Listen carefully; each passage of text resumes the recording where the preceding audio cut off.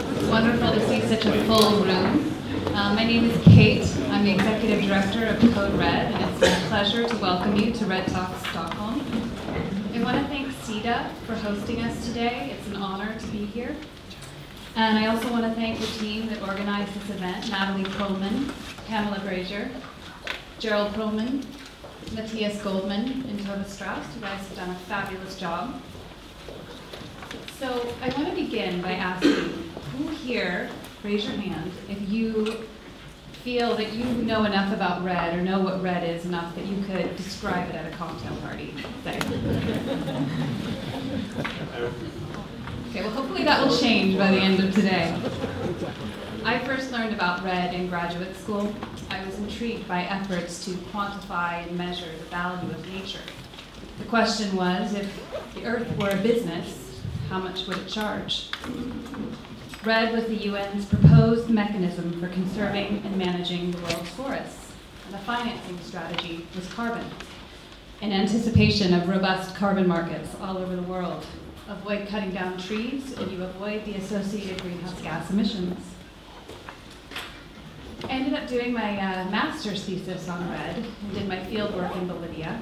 And as I was going down to visit the communities, I thought, how am I going to explain this to these communities and the forests in Bolivia? And when I got there, I was so surprised that they actually knew more about it than I did. I was inspired by how enthusiastic they were and how intrigued they were by the opportunity to have a reliable income stream that wasn't just about charity or aid. And they had big plans for how they were going to use that income. Years later, I am so impressed by how Redd+ implementers and project developers have proven that Redd works. Now it needs to work bigger. The challenge remains financing, and the United Nations Framework Convention on Climate Change and the Sustainable Development Goals have all called for multiple sources of funding to dramatically curb deforestation in order to avoid catastrophic atmospheric warming. Today we will hear all about Redd, how it works, how it's financed, how governments integrate it into their climate and development policies, and how businesses engage with Redd. We'll have a coffee break midway, and at the end we'll have a really nice networking cocktail party. So I want to thank you all for being here, and it's my pleasure now to introduce you. We're so excited that you're here. You have 3 welcome speakers. It's my pleasure to introduce Bo Jorensen. Bo has had an incredible career. He was the State Secretary of the Ministry of Labor. He was the Director General and the Chairman of the Board of CETA. He was the Swedish Ambassador to Kenya, and he was the Special Advisor to the President of the African Development Bank. Now he is the chair of ABBA. You'll forgive me, but I have to look at this because it's not the musical group ABBA. It's the African Bioenergy and Biofuels Business Assessment. It's an initiative, now I can relax. It's an initiative under the think tank Global Udmani. So, Bo, please come take the stage.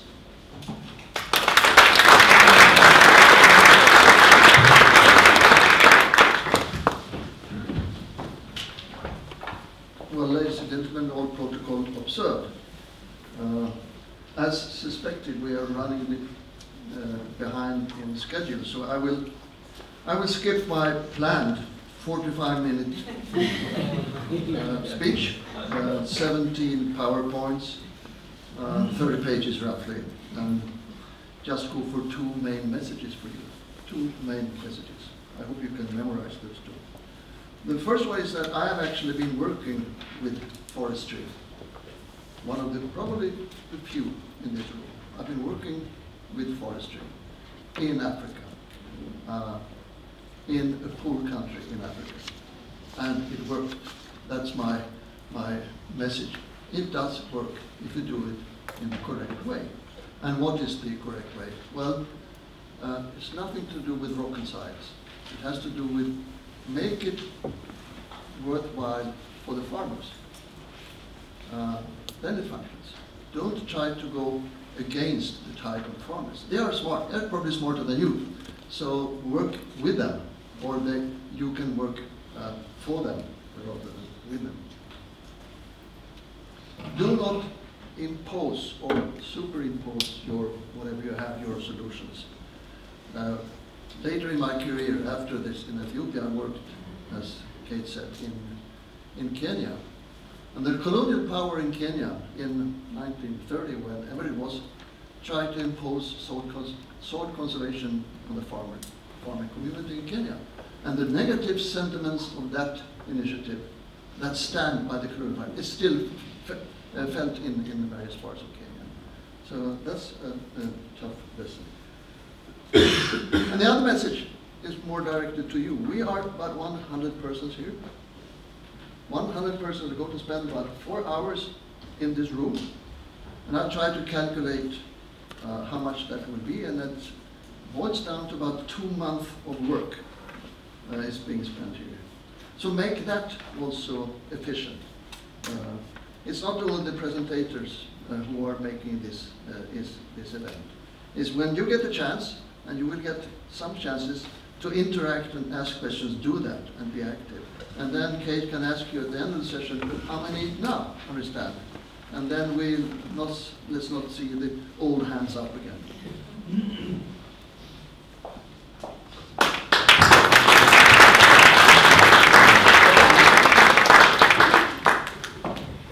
Thank you both. It's now my pleasure to bring Ulf Schelstig to the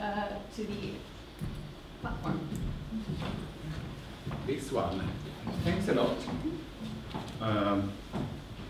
So if Bo said 2, I'll say 3 then. So I'm counting. 1, 2, 3. First of all, welcome to SIDA. Welcome to you, all experts in all areas, using the opportunity of being at SIDA.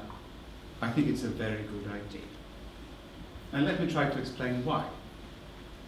This is the super year, 2015. Many of us have been looking forward to that for a long time. It's also a very challenging year. That has been sort of, the marks of the year have been the Addis conference on financing, where we really, the international community, came to the conclusion that we all need to chip in. It's not somebody paying for somebody else. We all buy our tickets. We all need to be involved. Then we had a UN General Assembly opening in September, where the new 17 goals Kate referred to finally got approved and now are at play. And you can see that social, economical, environmental development is actually merged together here. It's not 2 different agendas. It's one that has to work together. And that holistic perspective that those 17 goals gives us is the framework for what we do here at SIDA. And of course, in that context, it's extremely good to have you here, coming from one speciality within that bunch of goals. The third reason it's very good to have you here is, of course, and maybe that this is not the right part of the country, but we are a country of trees that form forests. So we know it's important. And I'm sure the forest industry has contributed a lot to the GNI over the years. And of course that has also turned into development cooperation, probably financing part of what Bo did with the poor country in the forest in Africa. So thematically, yes, from a holistic perspective, from a development holistic perspective, marking the year with 17 new goals, very important. And also looking forward to, of course, the meeting in Paris in December, which I think looks quite promising, as it's been thorough negotiations for a long time, rather than hoping for a great occasion. So with those words, work hard, share your ideas with each other, and keep that holistic perspective. Don't get lost in the forest. Most welcome.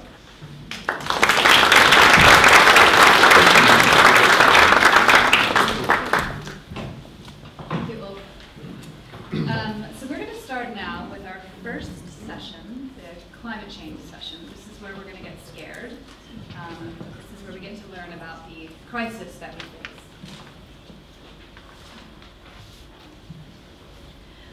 So I jumped ahead. I jumped the gun a little bit. I apologize.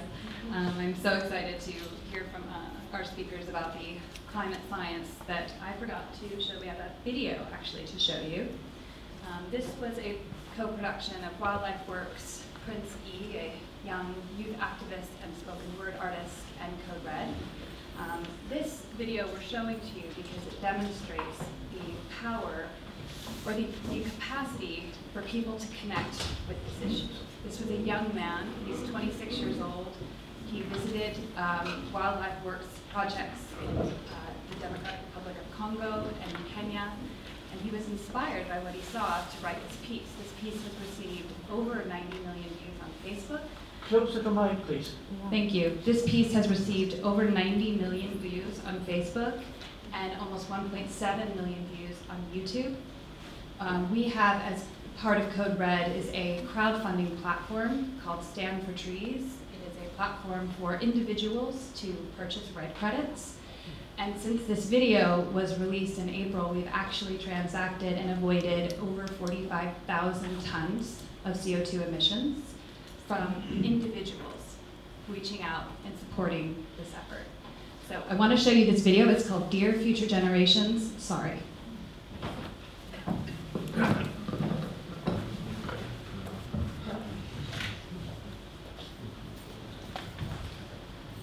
Dear future generations, I think I speak for the rest of us when I say, sorry. Sorry we left you with our mess of a planet. Sorry that we were too caught up in our own doings to do something. Sorry we listened to people who made excuses to do nothing. I hope you forgive us. We just didn't realize how special the earth was. Like a marriage gone wrong, we didn't know what we had until it was gone. For example, I'm guessing you probably know it as the Amazon desert, right? Well, believe it or not, it was once called the Amazon rainforest, and there were billions of trees there, all of them gorgeous, and oh, you don't know much about trees, do you? Well, let me tell you, trees are amazing. I mean, we literally breathe the air they are creating. They clean up our pollution, our carbon. They store and purify water, give us medicine that cures our diseases, food that feeds us, which is why I'm so sorry to tell you that we burn them down, cut them down with brutal machines, horrific, at a rate of 40 football fields every minute. That's 50% of all the trees in the world gone in the last 100 years. Why? For this. And that wouldn't make me so sad if it weren't so many pictures of leaves on it. You know, when I was a child, I read how the Native Americans had such consideration for the planet that they felt responsible for how they left the land for the next 7 generations. Which brings me great sorrow, because most of us today don't even care about tomorrow. So I'm sorry. I'm sorry that we put profit above people, greed above need, the rule of gold above the golden rule. I'm sorry we use nature as a credit card with no spending limit, overdrafting animals to extinction, stealing your chance to ever see their uniqueness or become friends with them. Sorry we poison the ocean so much that you can't even swim in them. But most of all, I'm sorry about our mindset. Because we have the nerve to call this destruction progress. Hey Fox News, if you don't think climate change is a threat, I dare you to interview the thousands of homeless people in Bangladesh. See, while you were in your penthouse nestled, their homes were literally washed away beneath their feet due to rising sea levels. And Sarah Palin, you said that you love the smell of fossil fuels. Well, I urge you to talk to the kids of Beijing who are forced to wear pollution masks just to go to school. See, you can ignore this, but the thing about truth is, it can be denied, not avoided. So I'm sorry, future generations. I'm sorry that our footprint became a sinkhole and not a garden. I'm sorry that we paid so much attention to ISIS and very little to how fast the ice is melting in the Arctic. I'm sorry we doomed you, and I'm sorry we couldn't find another planet in time to move to. I am to be. I'm not sorry. This future, I do not accept it, because an error does not become a mistake until you refuse to correct it. We can redirect this. How? Let me suggest that if a farmer sees a tree that is unhealthy, they don't look at the branches to diagnose it, they look at the root. So like that farmer, we must look at the root, and not to the branches of government, not to the politicians run by corporations. We are the root, we are the foundation, this generation. It is up to us to take care of this planet. It is our only home. We must globally warm our hearts and change the climate of our souls and realize that we are not apart from nature, we are a part of nature. And to betray nature is to betray us. To save nature is to save us. Because whatever you're fighting for, racism or poverty, feminism, gay rights, or any type of equality, it won't matter in the least. Because if we don't all work together to save the environment, we will be equally extinct. Sorry.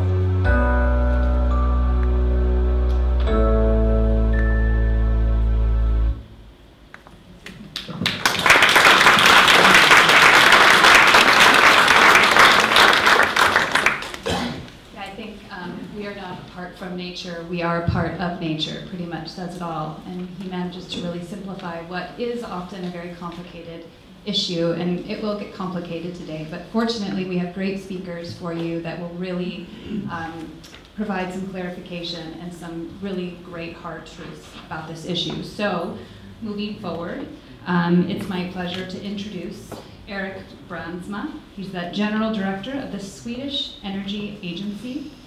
Eric has worked in the Dutch Ministry of Environment. He's worked for the Environment Directorate at the OECD and at the UN Commission on Sustainable Development. Thank you. Can you hear me? Is this on? No. No. I'll do what I can. Can you hear me now?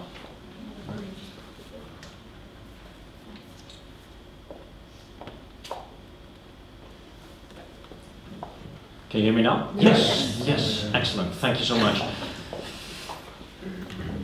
Good. That was very powerful. Thank you.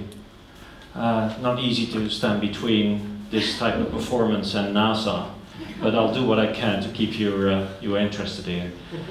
First of all, warm welcome to Stockholm. Warm welcome to Sweden. It's a great honor and a great pleasure to have you here for redd+talks.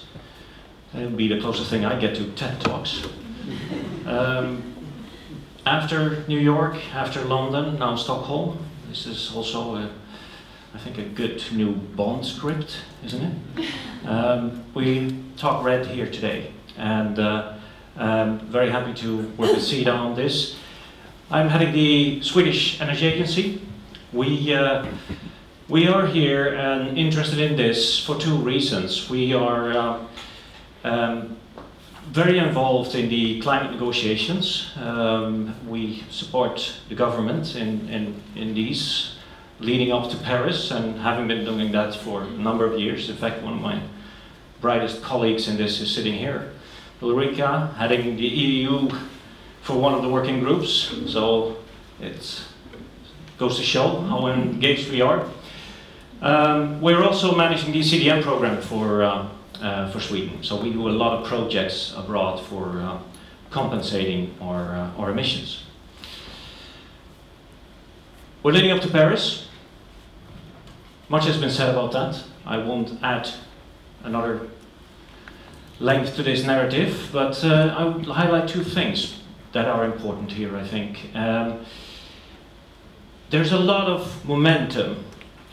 It may not be around the negotiations tables, but there's a lot of momentum in society, amongst, in particular, cities and local communities, within businesses, interest groups.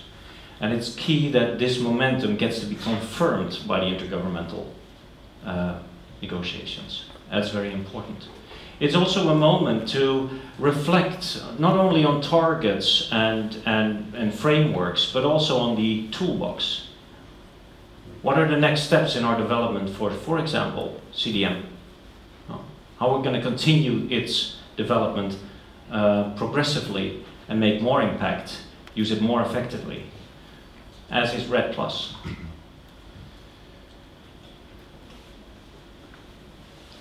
One thing is key to fighting climate change, and that is our forests. This is a key piece of the puzzle. redd+ is a key piece of the puzzle. It's one of the pieces that helps us tackle this enormous challenge for humanity. There's another interesting aspect about Paris, and that's also something that is very interesting from my perspective, and that is that for this time, climate is very much linked to the energy discussion. The link between climate and energy is more apparent than ever before. What is happening in my world, the energy world, is that we see a transition happening there. We are moving away from the strongly centralized power production to a very decentralized, more sustainable, greener production of electricity. Now, this is good for the climate, but this is also very good in terms of transparency and social inclusion. This provides local communities with the means and literally the empowerment to do something about their own livelihoods. And this is something also that I think will be very interesting to incorporate in the redd+talks, because here we can go hand in hand.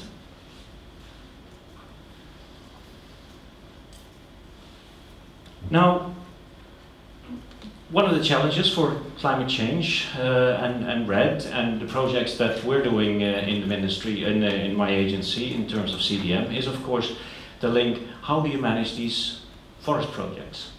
When you talk about forests, and I'm a forester, I have my forest training, but I've also been doing audits around the world in terms of human rights, local community engagements, etc.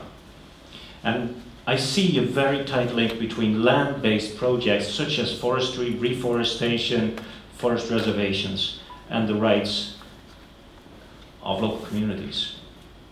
And this is a key issue, and it is not an easy issue. And it shall never be an issue to not get engaged in these types of projects. Currently, we are criticized as the agency for a project that we're engaged in Uganda. A reforestation project with a forest reservation. And I can just conclude that it's not in our contracts, it is not a matter of agreements. The key is in the follow-up, the monitoring, the assessments afterwards, the continuous development and the relationships that you build up with the local communities. And this is something that we haven't worked on because this takes resources and this takes time. But we're going to work on that and we're going to improve that. And it won't happen again.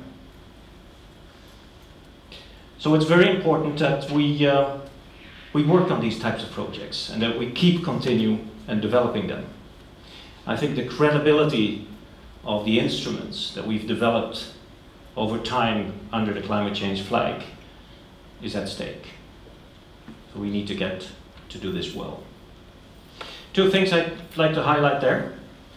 As I said, the forests are key. Forests are incredibly important to work on. It provides a key piece of the puzzle to fight climate change, but it also provides enormous amounts of livelihoods and possibilities for humans around the world. It's a high risk engagement, but it should never stop us from doing that. The other aspect is partnerships. Let's focus on the partnerships that we need to work on. The partnerships, and that was mentioned also, to the local communities, they are key. Need to develop them together with all players, both inside of Africa and outside of Africa. With that, I'd like to wish you good luck today. I look forward to the discussions. Let's talk redd. And as Kate, you said also, redd not only talks, it redd works. Thank you very much.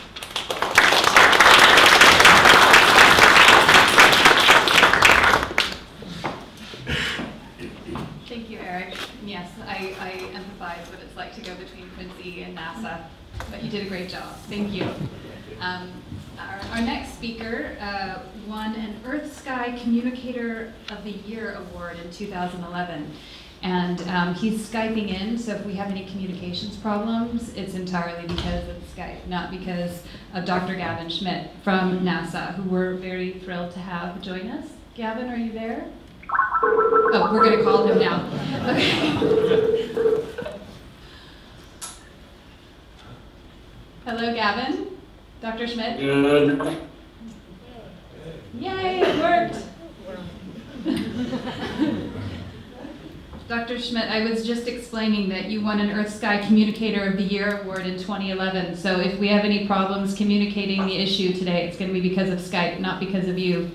Well, I'd like to think so. Dr. Schmidt joins us from the NASA Goddard Institute for Space Studies, where he is the director. He's a climate scientist who's published over 100 peer-reviewed studies. And I will let him take the floor now from the ether, from space.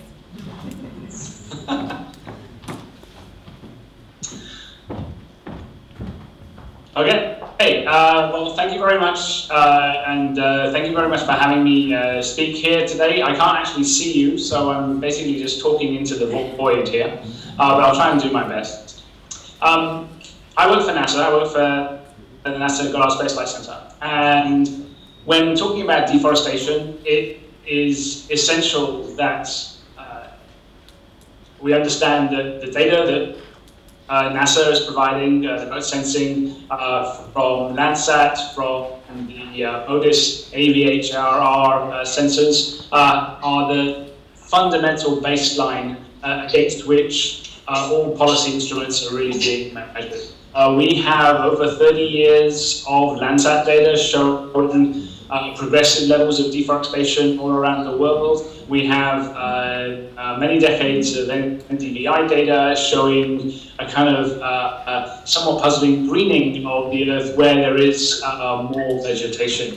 But it is the combination of those observations together with the scientific understanding that comes from simulation, process-based understanding, that talks about the importance of the emissions from forests for aerosols and for atmospheric composition, the cycling of water, the cycling of carbon, and of course the direct radiative effect of changes in the Earth's surface. Those impacts, those processes are a fundamental part of trying to understand what happens when we do deforest, what are the consequences on the physical climate system.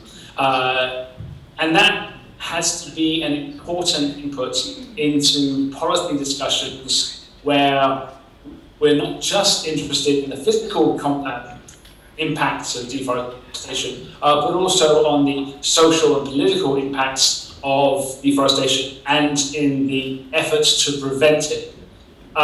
One of the key aspects that I have worked on and that others in my group have been working on is really trying to key in the science that we do to the policies and the evaluations of policies that are being set up all around the world, not just for deforestation, but for all emission reduction efforts that are ongoing. It's only going to be a success if we're able to tie the science and the policy together in order to create sustainable policies that are going to continue to have positive effects beyond, this round of the COP talks or next year's reassessment. The efforts that we need to be putting in to deal with the carbon emission problem and all the ancillary things that go with that. It is a problem that is going to take decades and decades to deal with. In order to do that, which is an almost unique challenge, we have to create sustainable projects, a sustainable conversation, and a sustainable way of melding science and policy for the most positive outcomes. I know that here at this conference there are a lot of policymakers and people who are working with the REDD+ mechanism.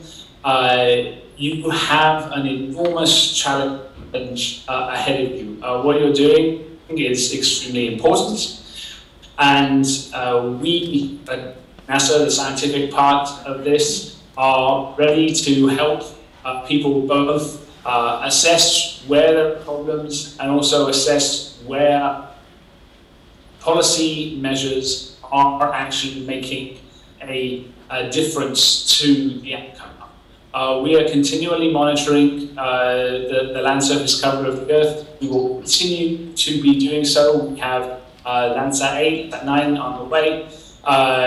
These are observational platforms that NASA has a high priority for, and they will be continued. And so we would like to be able to assure you that any changes that are going to go on from now, we will be able to record them. We will be able to provide feedback to the policymakers so that we can actually assess what works and what does not work. Because, quite frankly, we have a degree of urgency here. We are just hitting 400 parts per million carbon dioxide. That's the highest level of carbon dioxide that there's been perhaps for 3 million years in Earth's history. At that time, 3 million years ago, the amount of sea level rise was 20-25 meters. The time it takes to go from 400 ppm to that degree of sea level rise is long. It's not something that's going to happen tomorrow or even this century. But that's the trajectory that we are putting the planet on. And that's not a trajectory that is compatible with the continued existence of a lot of coastal cities. It's not compatible with many different impacts on agriculture, rainfall patterns, sea ice, and the like. That challenge that you are stepping up to, it is going to be the challenge of this century. And the decisions that you make, processes that you create, the mechanisms that you engender and promote are going to be part of the solutions for the rest of this century. And so with that, I wish you all the best of luck in coming up with solutions that work, solutions that are sustainable, and conversations and stories about this process that are also sustainable, not just for this COP21 talks, but for COP22 all the way out to COP50. So good luck, and know that NASA is ready to help the scientific aspects of all of the policy decisions you're making. Thank you. Thank you so much, Dr. Schmidt.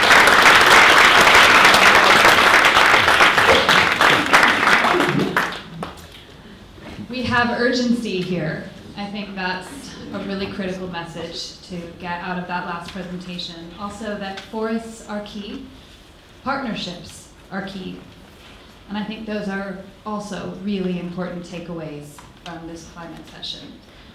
I'm going to turn over the platform back to Bo, who is going to moderate the next session on REDD.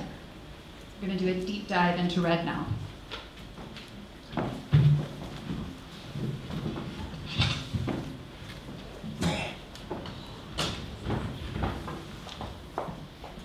Like this functions? Yeah. Great. My plan is the following. I will make very, very short presentations on these 4 names that you see on the screen, one by one, and ask you to come take the floor, make a presentation, and then I'll take the next one, and then I'll take the next one. And then all these chairs are taken. Then we will have a Q&A on what you have said and what you haven't said. Is that okay? Well, you don't have any voice whatsoever. We start with Mike Korzynski. Could you please come up? He founded, is in many aspects is the godfather of this event, you can say. He founded Wildlife Works in 1997 with one very simple but very powerful idea. Protecting endangered wildlife requires balancing the needs of the wildlife with the needs of the people. He established the Rukinga Wildlife Sanctuary, 80,000 acres, which is 40,000 hectares, roughly, for you Swedish guys. He is the founder of Code Red, as well as the founder of redd+talks, aren't you? We are the founder of everything. Actually, I can't take credit for the last one. The last one was an idea from within our own organization, Gerald Coleman. Yeah. So. Now you have some to have before now. Thank you very much. And I do have a loud voice, but I probably should use the microphone just in case. Yeah, I think so. So I'll trade with you then. Yeah. Speak right into the microphone, I was told. Is that everybody getting me? Thanks. Yeah, I'm a little taller than. Well, good afternoon, everybody, and it is a pleasure to be here. I am Mike Kraczynski, and I did found a thing called Wildlife Works in 1997. And the idea, again, there was that you need to balance the needs of wildlife with the need for work for communities. And if you can find a way to leverage wildlife and wilderness and natural assets for communities, then we have a hope for those wilderness assets to remain. And if we can't, then no amount of hand-wringing will save them, in my experience. And so that's how I started Wildlife Works, and we tried lots of different ways to make that work over the years, none of which were really successful but we're still here. And I'll talk a little bit about how we made the transition to REDD as we talk about REDD and why we think it's important. You're going to hear from some other members of the Wildlife Works family here. You've got some people representing Africa and African projects. So I'm very pleased to see that you rolled out the tapestry with an elephant on it, although the elephant is in a very funny position that you don't generally see in nature, so I'm not sure who the producer of that tapestry was, if he'd ever been to Africa, but I appreciate the effort. And also forests as well. There's forest and elephant in one tapestry, very impressive. Okay, so I'm going to start out by telling you a little bit about REDD+ and the mechanism and where it came from and why we think it's so important to the protection of forests.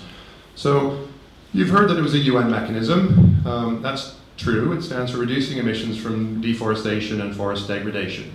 The difference between the two, why there are two Ds, deforestation is when you have a forest that was and somebody cleared it and now it's no longer a forest. That's deforestation. That one's the easy one to understand.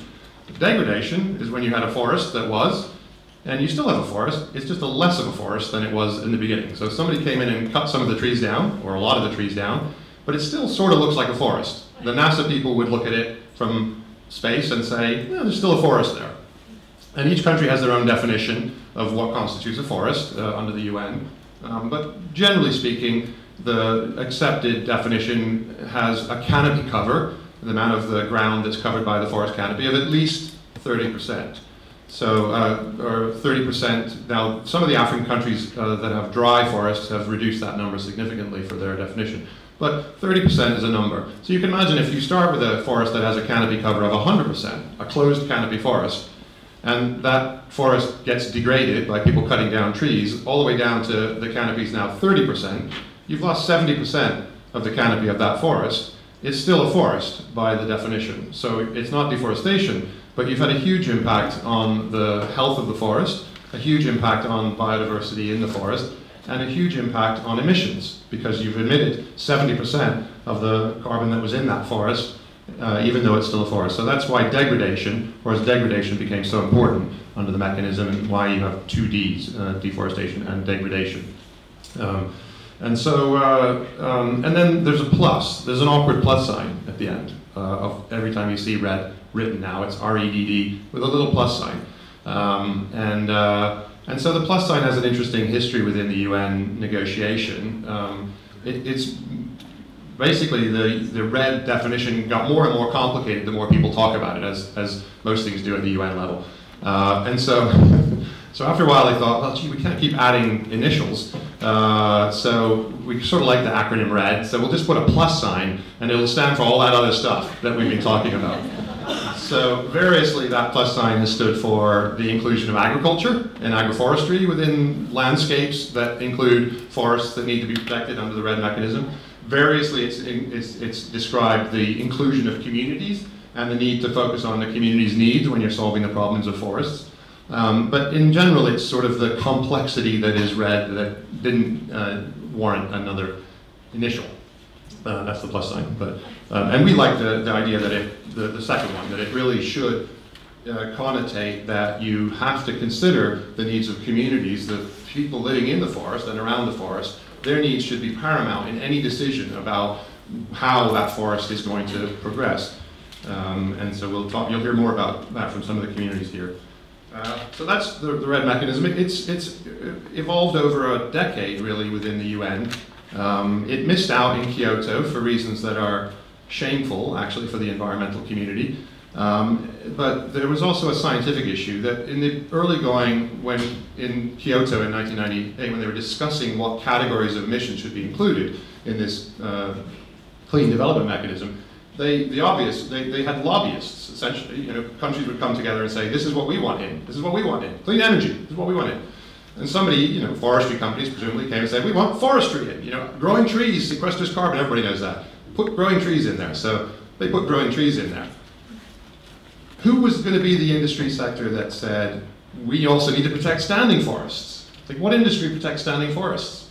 Not a lot of money in protecting standing forests. So there was nobody at the table other than the conservation groups that should have been there to say, wait a minute, we also have to protect the standing forests. But the conservation groups were really focused on forcing corporates to reduce source emissions. And so they were arguing amongst themselves, they couldn't agree on it. And so protecting forests got excluded from the protocol in the original Kyoto Protocol. And the scientific issue, which was a sort of lesser issue but important in resolving that problem, was that people were thinking about mature forests, and they were thinking, well, if the role of trees is to sequester carbon when they grow, we all understand that, basic science, photosynthesis. If that's their role, then surely in a mature forest that's been there for millennia, then there must be an equilibrium. It can't still be sequestering carbon. You know, there must be some coming in and some going out. Otherwise, eventually, if you leave a forest there long enough, it'll have all the carbon in the universe. This is what the scientists would say back in the beginning of the 2000s. And so that can't be possible. Therefore, there must be some equilibrium that forests reach. And so, that was the other argument against including standing forests in the protocol. What happened in around the middle of the last decade is that people realized that's not the point. The point is there's already centuries of stored carbon in the forests. And if you cut that down and destroy it, you're releasing those centuries of stored carbon back into the atmosphere in one fell swoop, if you like. And so once people made that aha moment, and the person who actually made that aha moment is lost to history. We have no idea who that was in the UN mechanism, but somebody had that aha moment. And then it became very obvious from that point forward that actually we better measure that. Instead, we should measure how fast we're losing forests and then calculate what the emissions are associated with losing forests rather than whether or not those mature forests are still sequestering carbon. So the scientists switched to measuring shrinkage of forests and to calculating how much biomass was stored in each hectare of forest that was being lost. And that moved the argument to a very obvious place where it is today, which is that somewhere between 15 and 20% of our annual terrestrial emissions are coming from forestry, from the loss of forests and from the conversion of forests for anthropogenic or man-made reasons. And so once that was realized, then that was when the focus switched within the UN environment to really putting RED back on the table and back as part of the negotiations. But you know, that process of getting it into the negotiations and through the negotiations is fraught with difficulty, as anybody that's been to a COP knows. So it has taken a number of years. But we are now coming up to Paris with an understanding that RED+ is a fundamental mechanism needed for us to seriously address climate change. So that's the sort of brief history. I should have warned everybody. I speak quickly sometimes. I know you're amazing English speakers, thank goodness, because my Swedish would be very funny indeed. But if I'm speaking too quickly, somebody can just wave their hand and I'll slow down. So the next thing I want to talk a little bit about is why RED+ is so important, and what the evolution of the mechanism has been, and to get us to today where it's well established as a critical component of the climate negotiations. So the RED+ initiative, the mechanism, really addresses three separate issues. It addresses the reduction of emissions. You know, we've heard that it's 15 to 20% of terrestrial emissions. So it's a significant number, bigger than transportation. So you can switch all your cars out to electric tomorrow and it won't have the same impact as if we stop deforesting. Now, stopping deforesting might prove to be a harder challenge, but so emissions is very important from an emission standpoint. It's very important from a conservation standpoint. Forests are the storehouses for much of our planet's biodiversity. That isn't in the oceans, of course. So forests are critically important to biodiversity and conservation. And then lastly, communities. 2 billion people, they say, roughly, of our population live in and around forests and depend on forests. And again, the definition of depending on forests is complicated, but a lot of people, let's just say, a lot of people live in and around forests and generally speaking chose to do so at some point historically. So they actually quite like living in forests and would just assume the forest was there for future generations for the most part. So there are community impacts associated with forests and protection of forests that are critically important. And really, if you put those things together and you think about what RED does uniquely, in our opinion, RED actually uniquely puts a value on a standing tree. So we as a species, as you saw from my young friend Princey, we have found lots and lots of ways to put value on cutting trees down. Sometimes the value isn't in the trees themselves, it's in the land they're on. We think we have better uses of the land than Mother Nature. So we'll clear the forest out of the way so we can put it to better use. Many times it's the value of the forest, the standing forest itself. But we don't have any mechanisms to value the tree intact. And given how important trees are to us, not just in climate, but in biodiversity and in pollination and in water cycle and all these other things, you'd think we'd have come up with a way to put a value on a standing tree, but we haven't until RED. RED is the first mechanism really that quantifies the value of forests. And how it quantifies them is important in the context of conservation.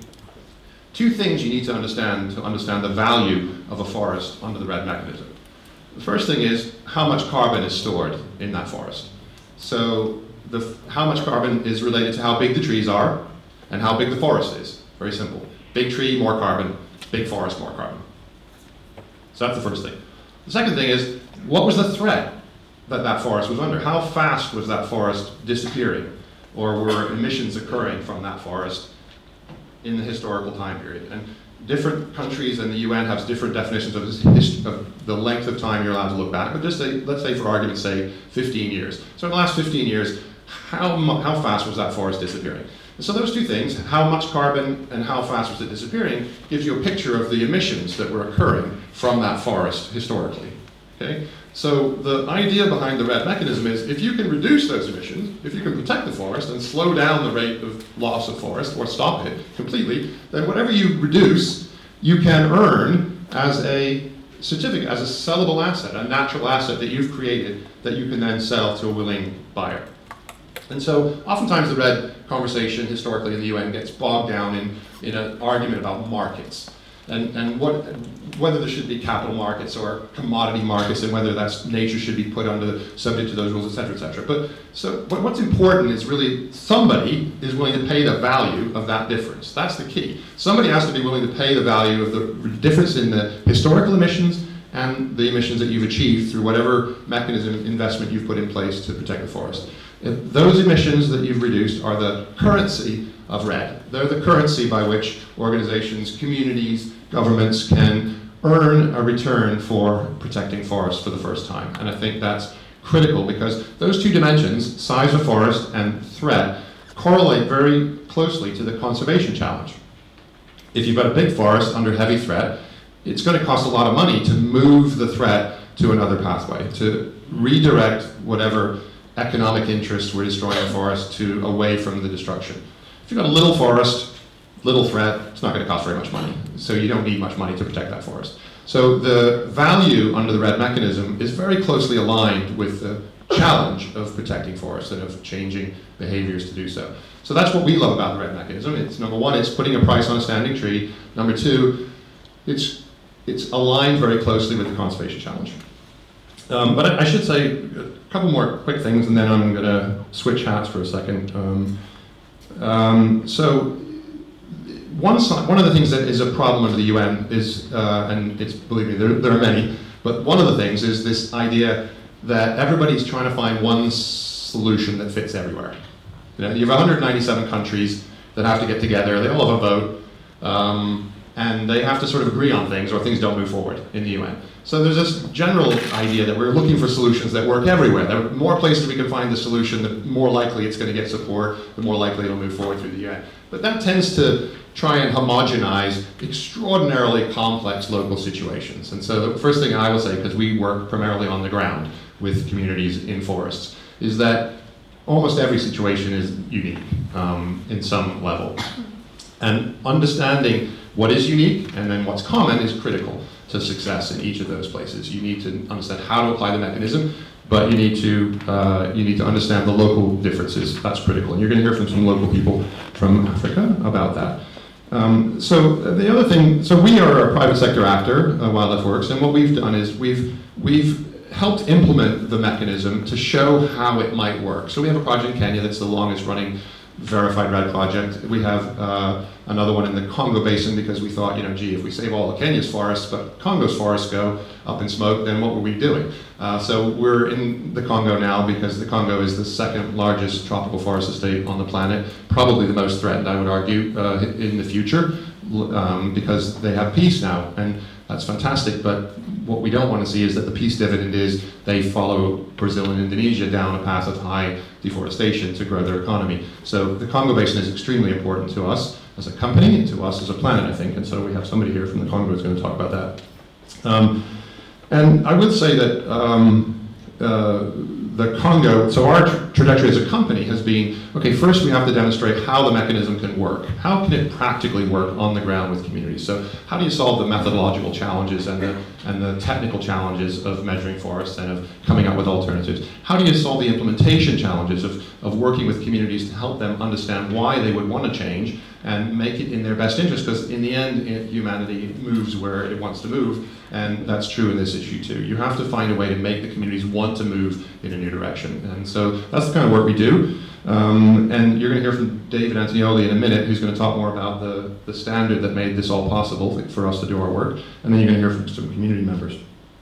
Briefly, in the last couple minutes I have, before I have to turn over, we were hoping to have the Minister of Environment from the DRC visit with us today. Unfortunately, the protocols of getting an invitation in time and getting his clearances didn't work out, so he's not able to join us.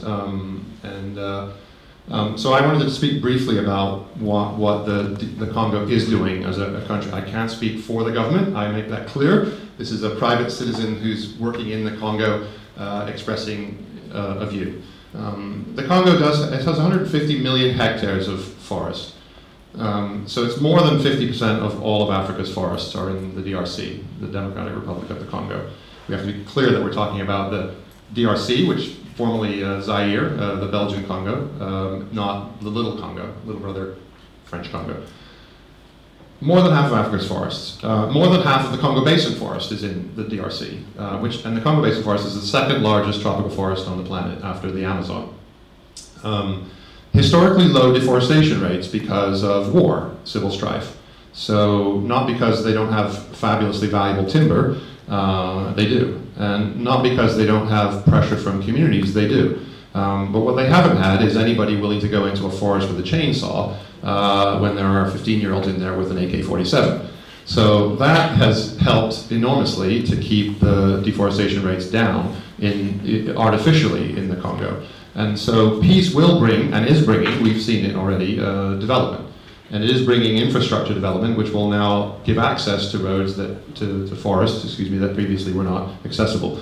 And will create financial opportunity for the poorest country in the world. It is the poorest, 187 on the Human Development Index out of 187 every year. So it's got a long way to go. Only up is the good news.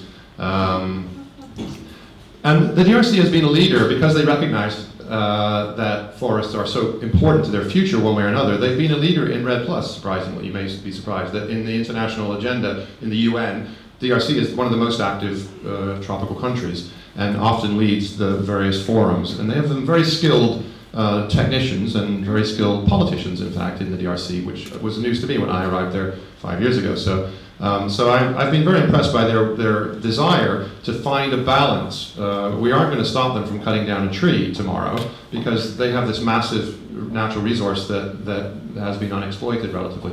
But what they're open to is finding a balance between the need for economic development by destroying forests and the need for saving forests. And as long as there's a value, again, associated with saving forests, they're very willing and open to listen to that conversation and move down that path. And so we are now part of a pilot program. Wildlife Works has a project in the place called the Mayandombe, which means black water. So it's the largest freshwater lake in the Congo Basin. And it's the heart of a pilot program that is 13 million hectares, so nearly 30 million acres. And 9 million of that is forest, so it's a very large chunk, seems like, right? It's less than 10% of the Congo Basin, of the DRC's forest in the Congo Basin, but it's nearly 10%. And so it's a very important pilot at scale. 2 million people.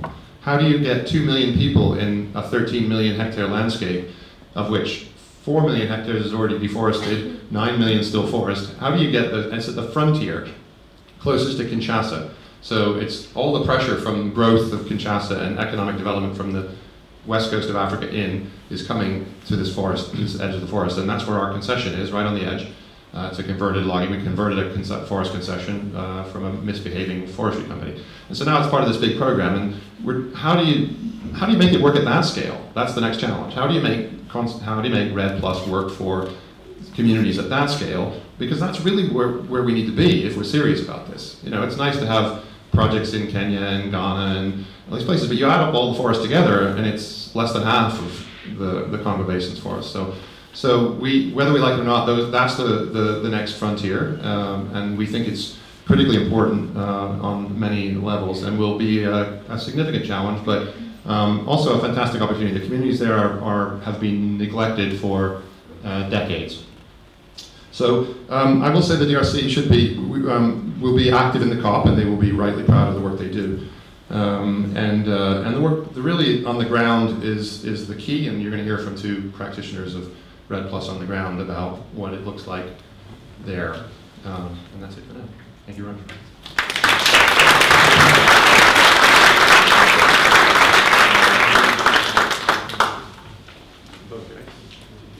Yeah, stay there. I have a lot of questions to you, but I'm not allowed to ask them. I will take it later. Or maybe you guys will take it when you have the chance.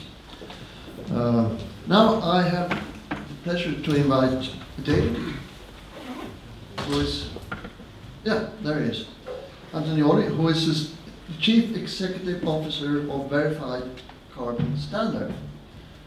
And that's an extremely important aspect of the whole system, because you need to have some sort of established system on how some sort of third-party assessment and guarantee that what you measure is actually relevant and correct. So I think that it's not only is linked to the result and the impact what Mike is doing, but it also has very much to do with the credibility of what he's doing or what he claims that he's doing. So you are a very important person. VIP, please take the...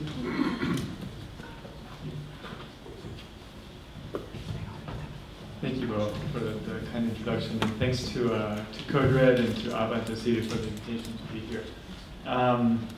Yes, so we actually write rules and procedures. They may sound dreadfully boring to you, and it generally did to me. If I told me 30 years ago that I'd be excited about waking up every morning and going to work for an organization that sets rules and procedures, I would have thought you're crazy. But that's what we do, and it's actually very exciting because what we do is try to set up these rules and procedures in a way that actually fosters investment in activities. And from a professional point of view, I thought that the years 2010 and 2011 were particularly exciting, because that's when the RED mechanism under the VCS program came together. The first RED methodology was approved in August of 2011, and there were 3 more that followed before the end of that year. And shortly thereafter, in 2011, actually Kasagao project really led the way. It was the first project to register with the VCS, first project to issue VCUs, verified carbon units, and the first project to retire credits on behalf of clients who bought and retired those credits. So it was pretty exciting times to see it all come together, and all that hard work that we've been doing kind of at our desks result in actual activities on the ground and investment on the one hand from projects, but also acceptance from the communities, which turns out to be a critical part of the whole thing. Today there are 38 registered RED projects with the VCS. They've issued more than 25 million tons of CO2 emission reductions. Almost more than half of those have been retired. And there are 23 more projects in the pipeline. Altogether, these projects will reduce more than 50 million tons of CO2 equivalent per year. And that's about the equivalent of taking 11 million cars off the road or shuttering 13 coal-fired power plants. From an area perspective, they will reduce, or they will protect, 8.7 million hectares of land from being cut down, burned or destroyed. That's about a fifth of the size of Sweden, which was a pretty cool statistic that my staff came up with the other day. So the reason those years were so exciting, as I mentioned before, is that that's when the RED platform came together. So what does that mean? What does the RED platform mean? And so on the one hand, it's the VCS program, the set of rules and procedures we have for accounting for the emission reductions that folks like Mike and others are able to use to be able to register projects and issue credits. And the important thing about these rules is that they have to, on the one hand, give investors, buyers, project developers, the environmental community, the confidence and trust that these projects are real and that the reductions they're generating are actually credible. And on the other hand, these rules have to give confidence to the folks at the local level to know whether it's community groups, indigenous groups, subnational and national governments, give them the confidence that this isn't some new fly-by-night mechanism that's going to enrich somebody in a very short amount of time.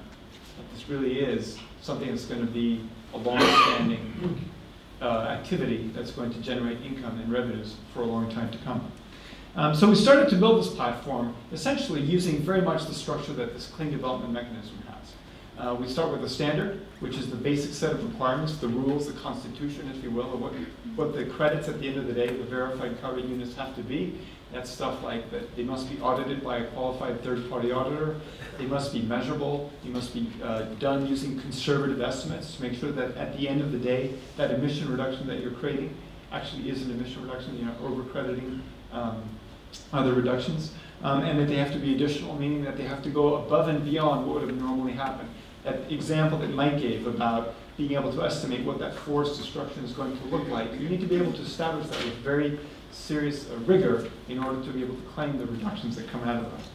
And on top of that, you have to build a programmatic framework to be able to operationalize all those requirements. So I said that we need to have these projects and the reductions audited by a third-party auditor. Well then, you have to answer the question, who are the auditors?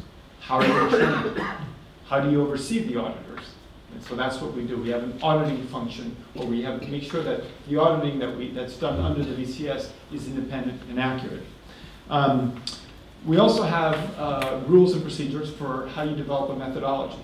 And these are the accounting frameworks. So if you look at a forest, you have to be able to determine and assess how are you going to measure that the forest is still standing? Where do you go and measure? What are you measuring? Are you measuring the trees, or are you measuring the soil as well? All of the different elements that go to generating the emission reductions that are accounted for need to be accounted for within a framework or a set of rules and procedures that you have to follow. And that's what we call in the sector methodologies. And they set out essentially the way to establish what the projected deforestation would have been, as well as what the monetary parameters that you need to follow. And then you have to have a registry system, which essentially allows you to trace all the credits from creation all the way through to retirement. It helps you avoid double counting, and it also ensures transparency across the system because all of the documentation behind every project is accessible to anybody that has access to the web. So we then added on top of that infrastructure some basic requirements that address some of the particularities that relate to projects in the forestry and the agricultural sector. And these are essentially two very important ones. The first one has to do with the fact that the trees that you are protecting today are at risk and could at some point be cut down. They could be attacked by pests, or they could go into the atmosphere as emissions. And that's the concept of non-permanence. The idea that and you have to account for that in a rigorous and credible way. The other one is that you need to make sure that the project that you're doing isn't really just all about masking the deforestation drivers here because they're going to move over here. Essentially, what you have to do, you have to really, in order to address the drivers of deforestation, you need to think of this not necessarily as a project that's going to reduce emissions, which it will, but you have to think about these as projects that are going to provide economic development opportunities for the people who live around the forest, so that they, rather than living in the forest, they're going to live with the forest. So one of my favorite set of tools is what we do. What's your favorite tool? Well, one of my favorite tools is the AFLU, or the Agriculture and Forestry and Land Use Non-Permanence Risk Tool. And the reason it's a cool tool is because it's our insurance mechanism to make sure that the credits that are issued to projects that are protecting forests have the credibility to be able to say that those reductions are permanent. And it works by determining what percentage of all of the emission reductions that you achieve have to be set aside in a pool, in a reserve, that we then use if there ever is a reversal. And this has become a very common way that the non-permanence is addressed, and I think it's becoming the way that will be addressed going forward, and hopefully this is how the UN will incorporate non-permanence, because it makes these credits to be equal to an energy sector project. And they are exactly the same. And so all projects facing this risk have to set aside a certain percentage of the reductions they achieve. As you can imagine, they don't like to do that because that's essentially they're having to pay a premium. But they have to do that because that's the requirement that we have under our rules. And the reason I like this tool so much is that it aligns the incentives with the project developers along with what the project is going to do. So in order to operationalize the tool, you have to assess risks from 3 different perspectives. You have to look at the internal risks. You have to look at whether the project developer has experience. Do they have the finances to make the project viable? Is the project itself, as a design, is it a financially viable project? And what are the opportunity costs that the project faces? You have to look at the external risks as well. So what does the land tenure in the area look like? Are land rights secure enough to be able to effectively have a project that's going to be paying revenues from the protection of that forest? Is the community engaged effectively? And then you have natural risks, fire, pest, extreme weather. So you take all these risks and you calculate a tool and you calculate a number that at the end of the day says what percentage of all of the emission reductions that you achieve have to be set aside in this pool. So as I mentioned before, this is essentially the premium you pay on the insurance policy to be able to generate these credits that are permanent. And the reason this tool is so elegant is because the developers want to reduce their premium. But the way they reduce their premium is actually by designing projects that are financially viable, where land tenure is clearly established, where they address the threats posed by the opportunity cost of the project. And normally what they do is they actually provide livelihoods for people living in and around the forest. And they have communities that are highly engaged in the success of the project. One of my favorite visuals from this sector is a very simple visual. It's the picture of a meeting in Papua New Guinea, a community meeting. And the visual is a matrix. 5 community groups coming together to decide how they're going to invest the revenues from their RED projects. Most of them choose to invest it in childhood education or health for the community. A lot of the groups also choose to invest in infrastructure for the community. But the reason I like this one so much is because it illustrates how effective this tool can be at driving development down to the local level in a very effective fashion. So now you start to get a sense of what these projects are all about. And as I mentioned before, yes, these projects reduce emissions, but importantly, they go way beyond reducing emissions. They're providing effective livelihood solutions to people who used to be able to use the forest and perhaps take advantage of it, but they're actually learning to live with the forest in order to be successful. And I actually think that the discussion Mike had about how RED went from having 1D to 2Ds to the plus, I actually think that RED may be in need of a rebranding because it really is a holistic development effort. We can leave that for later. But the community development and the development aspect brings me to the other standards framework which we manage beyond the VCS program that allows or enables people to account for their carbon. And that's the climate, community, and biodiversity standards, which enable projects to demonstrate that the work that they are doing is resulting in positive, sustainable development impacts on the ground. And it works very much the same as the VCS program does. It's got a set of requirements. It's got approved auditors. We oversee the auditors, make sure that what they're doing is correct. And there's a registry system as well to be able to track all of the impacts that those projects are having. So I've just walked you through the essence of what we do at the VCS. We develop rules and procedures that are both rigorous and practical. And we do so in ways that try to align the incentives so that projects can be successful. And we do this in the context of a pay-for-performance structure, which is critical because payments are made and benefits received only when they're actually delivered. And this is really important because this is what the mechanism is, why the mechanism is so powerful. The reason, again, why 2010 and 2011 were so exciting is that we saw the first set of results from all the hard work that we've been doing. Developers were investing in projects, and communities and governments were very supportive of those efforts. We're now at the end of 2015. With every day that passes, the goal of leading the world to our children that only warms by 2 degrees is becoming increasingly more difficult to achieve. RED is one of the tools that can get us to a 2-degree world. And not only does it bring with it environmental benefits in the form of emission reductions, but also other economic development benefits, which are perhaps just as important. And the infrastructure already exists. There's a lot of donor money flowing to RED readiness, which is important. But when you think of RED in the context of a mechanism that can scale, the structure and the infrastructure already exists. Today you're going to hear from developers who have actually done that hard work of putting projects on the ground and delivering the results. They're proving that they can protect the forest, they're proving that they can work with communities, and ultimately they will not get paid until they deliver results, which is really critical to make sure that the whole thing works and that the incentives are aligned properly. So you will hear from them. I'm sure you will be inspired by their stories. And I encourage you all to make RED Plus a part of your individual, corporate, or government strategy to leaving the world a better place. Thank you.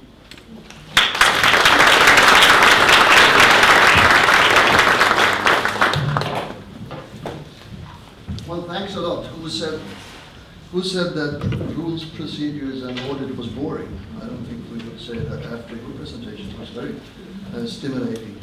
I think, do recall at least one figure that he used. He said that with the present and, I guess, in the pipeline programs, there will be emissions in the same category as if you removed 11 million cars from the street.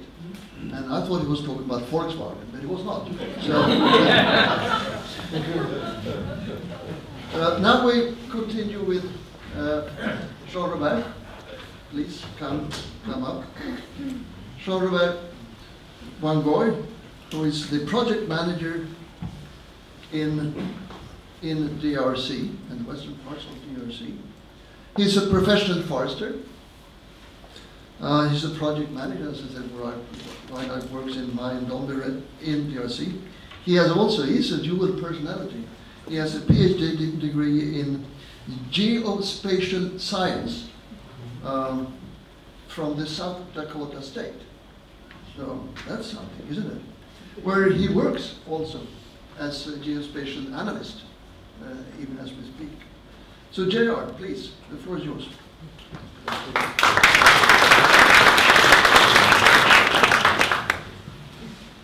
Thank you very much. I'm a slow speech. I'm opposite of Mike. I want to talk to you about our project in the Congo Basin and why the Congo Basin first. As you know, the Congo Basin extends to about 3 million, hectares. And the forest cover approximately 2 million square kilometer, sorry. So the DRC has more than half of it, half of the whole Congo Basin forest. And actually, this forest is highly threatened as we speak, because DRC has lost one of the first block of forest that was way in the western edge of the country. So the forest has been completely destroyed and now replaced by savanna. So this forest is really important because out of the 3 tropical forest basin, the Amazon, the Congo Basin, and the Indonesia forest, the Congo Basin is the driest. We actually have 1,800 millimeter of water every year, which is way lower than what they receive in the Amazon and in Southeast Asia. And most of this forest, most of this rain come from the Congo Basin convection zone, which is, it is its own internal way of recycling water. So by losing this forest, it will be probably, we don't know in what direction the climate can go, but more likely it can be drier than the normal. So that's why we started to look at ways of trying to protect some of this forest. We started the project with a company in Canada, Ecosystem Restoration associated with ERA. That's why we still have this name in our company in DRC. And by fear of a tornado, we tried to find who could help us develop a project that could be rigorous. And our colleague actually found Mike. So we started to work together with Mike and reached an agreement with the government of DRC and started that project, RED project. Well, what is basically the agreement? We wanted the project to not only protect the forest, but also to protect the people in the forest. That's why we had decided of our agreement with the government of sharing benefits. We had to find ways of getting some of benefit, this money, some of the benefits for the community. And we had like 3 years. For the first 3 years, communities are receiving 50 cents for each ton sold. And after the 3 years, it will be $1.50, which make our project one of the most expensive, actually, because we cannot sell our credits for $2 or $3. The project will not be sustainable because of this agreement, because of this willingness to give more to the local community. Why did we do so? Because we are in a country where local community have been left off for many, many years. Working in this area, we have learned a lot. We are basically doing what most of government have to do. Why can't you do that? Well, when we used to work the first years, we had to refer to Mike while we had epidemics erupting in villages. Hundreds of kids were dying sometime per day. And we had to call Mike and say, Mike, here is what's happening. Can we get more money? And at one point, my colleague Jennifer just said, we cannot refer to Mike because before we get a response from Mike, kids will already die. We have to be proactive. So that's really a very, very tough environment in which we have to work. And you know, I personally, I was born in the jungle. I grew up in the jungle. And I know that when we were young, we were taught that the forest is to be cut. If you are a strong man, you know, your value is worth the number of hectares of forest you can cut down. This is what we have been taught. But now we understand that this is not true. We can make our livelihood by protecting the forest. So we need, and it's really a challenge, we need to show people how to do things, how to produce in a different way. So this is really the big, big challenge for this project, for the community, because they need everything. We are, with their benefits, we are building schools.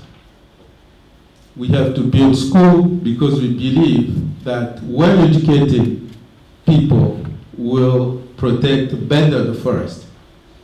If people are not well-educated, they have tendency to have more children, and you know, the demography is one of the reasons why the forest is being destroyed.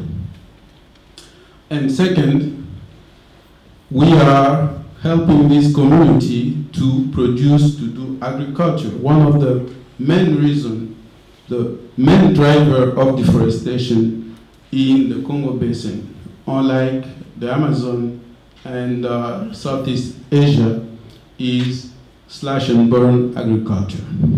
But we can intensify agriculture. We can show them that they can produce right behind their houses.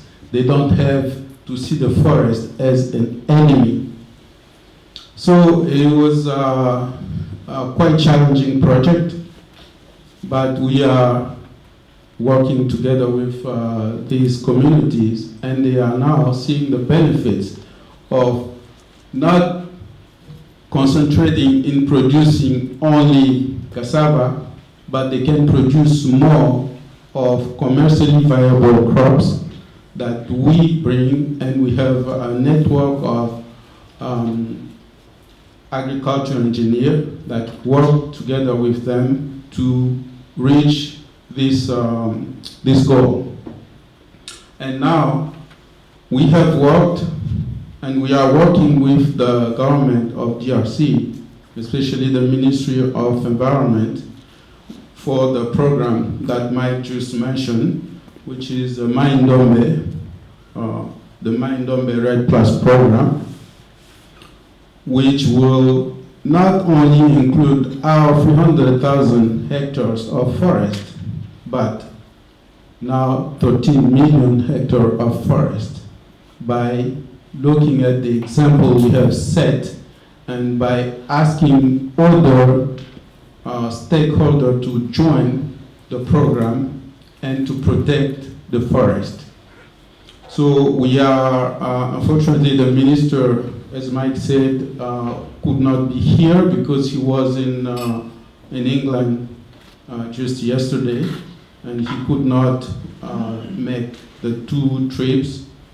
So he actually asked me to tell the audience that the DRC is still committed, and we want to show this Maindombe as an example, not only for the DRC, but for the other countries as well.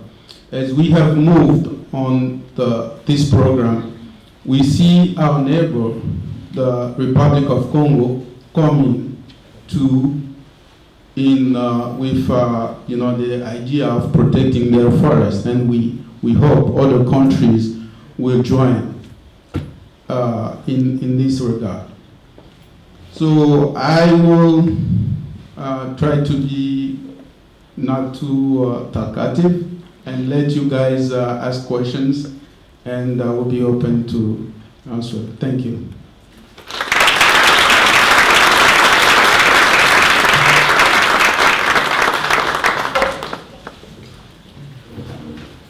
Thanks a lot, Sean Guy. Thanks a lot. I now will like to invite Emily to come to the stage. Emily Mawasi is from Kenya, from Taita.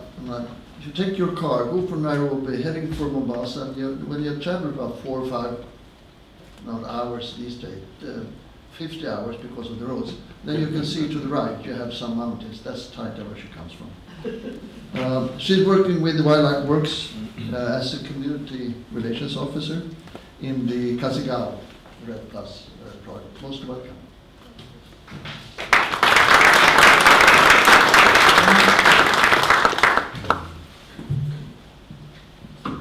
Good afternoon, ladies and gentlemen. Allow me to introduce myself and to tell you about my work and about my life. My name is Emily Mawasi. I'm a Kenyan citizen from Taita Taveta County. I'm 29 years old.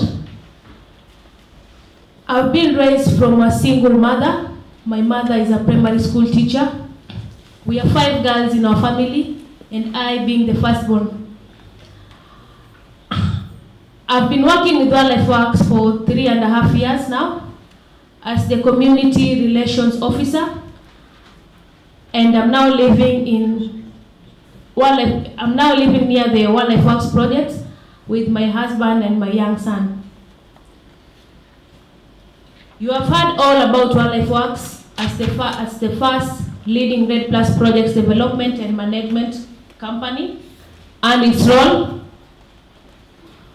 to protect over 500,000 acres of threatened forest in my area, and brings the benefits to over 100,000 people in the surrounding community. My job with Wildlife Works is to educate the community in and around the project area about climate change and the projects that Wildlife Works is initiating in conjunction with the landowners and the community.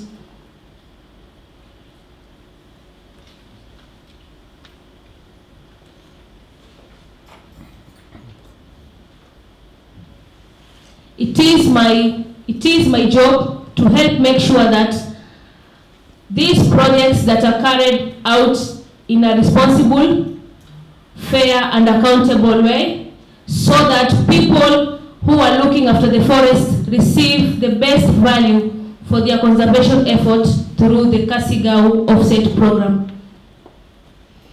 I'm very proud of the work that I do, and proud to be working with the community relations team to benefit the local community through the sale of the carbon credits.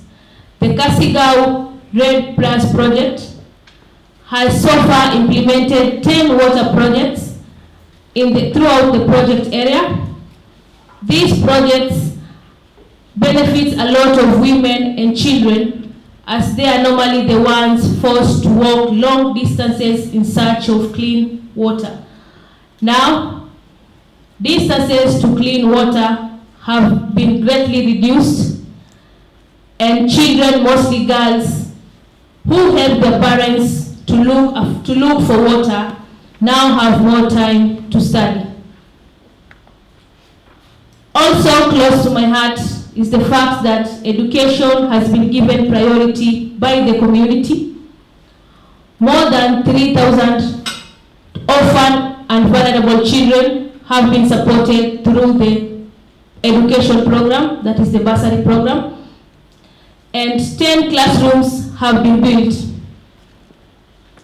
A lot of projects benefits a large number of people, but what encourages me the most is when individual approaches me and say how grateful they are for the support in educating their children and how they appreciate the work we are doing. It's really touching.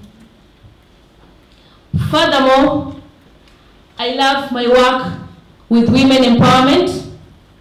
We run workshops with young girls, educate them on sanitary and sexual health.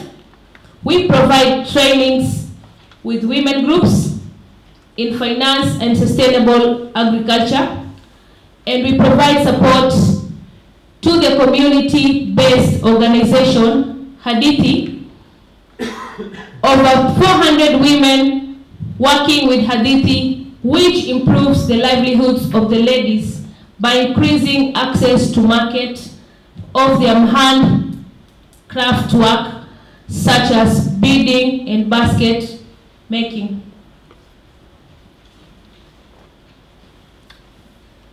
This helps to eradicate poverty, as most of them are single parents, and they now take care, and they can now take care of their own needs as well as their children's needs. The future success of the project relies on continued and increased sale of carbon credit. Our hope is that RED credits will be incorporated in the compliance market.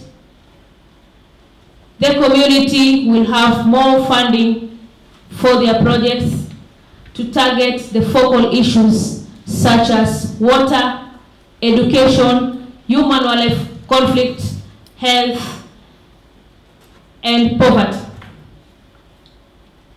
We will see the continued switch from destruction of forests to conservation. In the long run, it is very important that we develop the infrastructure in our community. The aim of all our work is to establish a local economy throughout small enterprise that will live beyond the carbon market. RED+ is the bridge to take our community from an impoverished condition to self-sufficiency. We request more companies to support the RED+ project by buying carbon credits, which will ensure availability of funds to carry out community projects.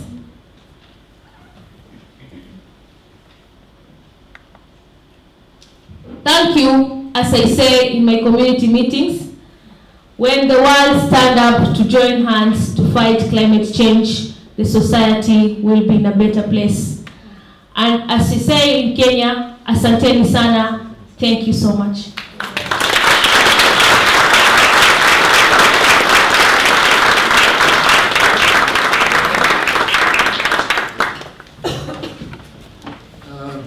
Thank you, Emily. Thanks a lot. As in all other sessions I've been in my life, the Q&A seems to be squeezed, always. But I will not accept that. So we will squeeze something else, because I would like to give the chance for the audience to ask questions, and for you guys. If you want to have the floor, if you can speak without mic, do it. If you want to introduce who you are and what your function is, do it. But don't give us your whole CV. Okay, you start. My name is Susanne von Walter, and I work at the Swedish University of Agriculture and Sciences. And do I have to repeat that? No.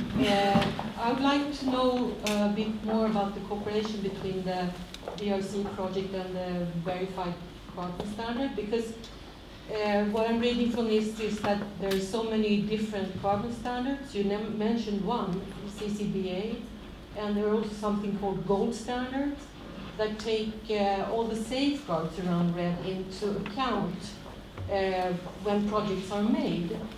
And I would like to know how many of your projects are actually CCBA, and how many, you mentioned 38, is that the, well, along those lines, how are the safeguards taken into account in the project in DRC and maybe also in Kenya? Thank you. Thank you. I think we take 3 questions and then you get a chance to answer them. So next question. Hi, my name is Susanna Vasilevsky-Alfos. I work here at the CEDAT Communication Department, and I'm here basically to learn a bit more about this. And I have 2 very short questions, if I may. One to you, it would be interesting to hear a little more, Jean-Robert, what's in it for the community? You mentioned they can make more cash crops, but what do they actually earn from not cutting down the trees? It's just interesting to hear more about that. And also, as I'm not an expert on RED at all, Mike, if you could just very briefly explain how the credits work and how that is funded in progress, because I don't really understand that. Thanks. Okay. The 3rd question. You. Yeah, exactly. You.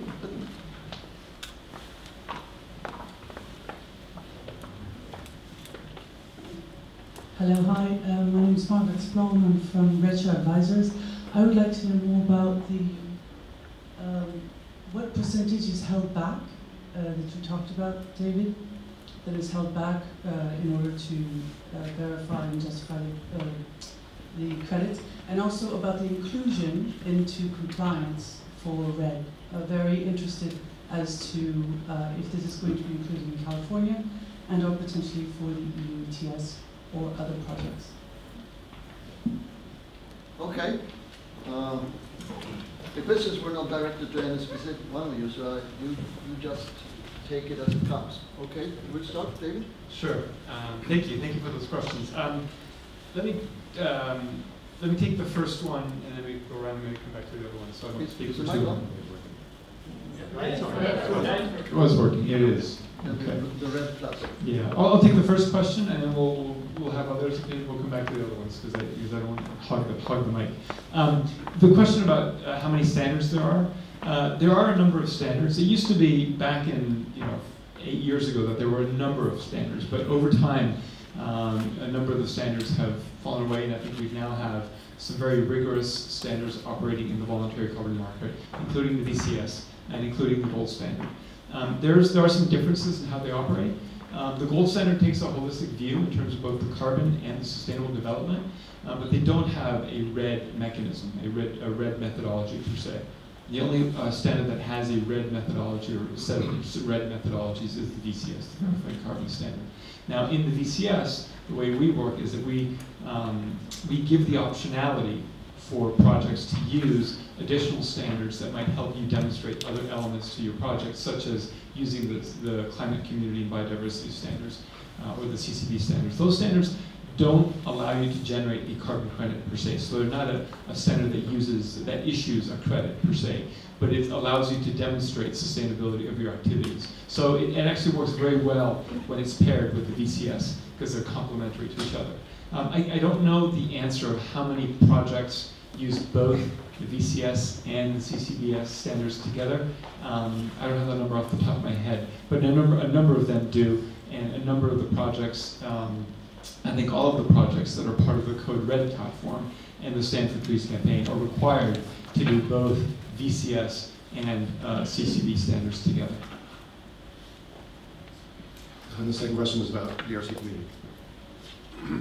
Yeah, just to go back to relationship between our project and VCS. Well, our project is validated VCS and also CCBA gold standard. So now, what benefit the community, gets from the project? Because when we first got to the project, Mike, remember, there was absolutely nothing. And discussing with all the villages on what they need, because this concession, we have 2 concessions that were suspended from logging, and they wanted to see if they can get more benefits from us than from logging.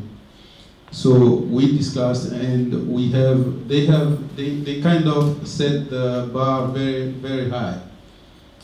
Just as my boss at the school said to me that, in GRC, if you want something, there is nothing for the community. If you want, you want an airport, just build in your backyard. This is just a way to, portray a little bit. Internet is just have your own visa. So everything is kind of individual. Now you need to work for a community, and now it was time for them to really set this, everything very high. We need the school. Most of them, they needed school and clinics, because those are things they really see every day. People die just for small disease, for where they can really be saved by a nurse. Sometimes nurse cannot save you. So, the agreement was that we are going to build 40 schools, and we have already built 2. We are building the 3rd one, and we have all the material to build 5. So they see this as real benefits for them. But most importantly, they see, first when we started, we said, we are going to help you do agriculture the right way. Most didn't believe. But right now, those who opposed the project at the beginning are the ones who produced a lot of onions, for example. And they sold onions for more than they could sell cassava. And some people just said, no, I'm no longer going fishing, or hunting is too tough.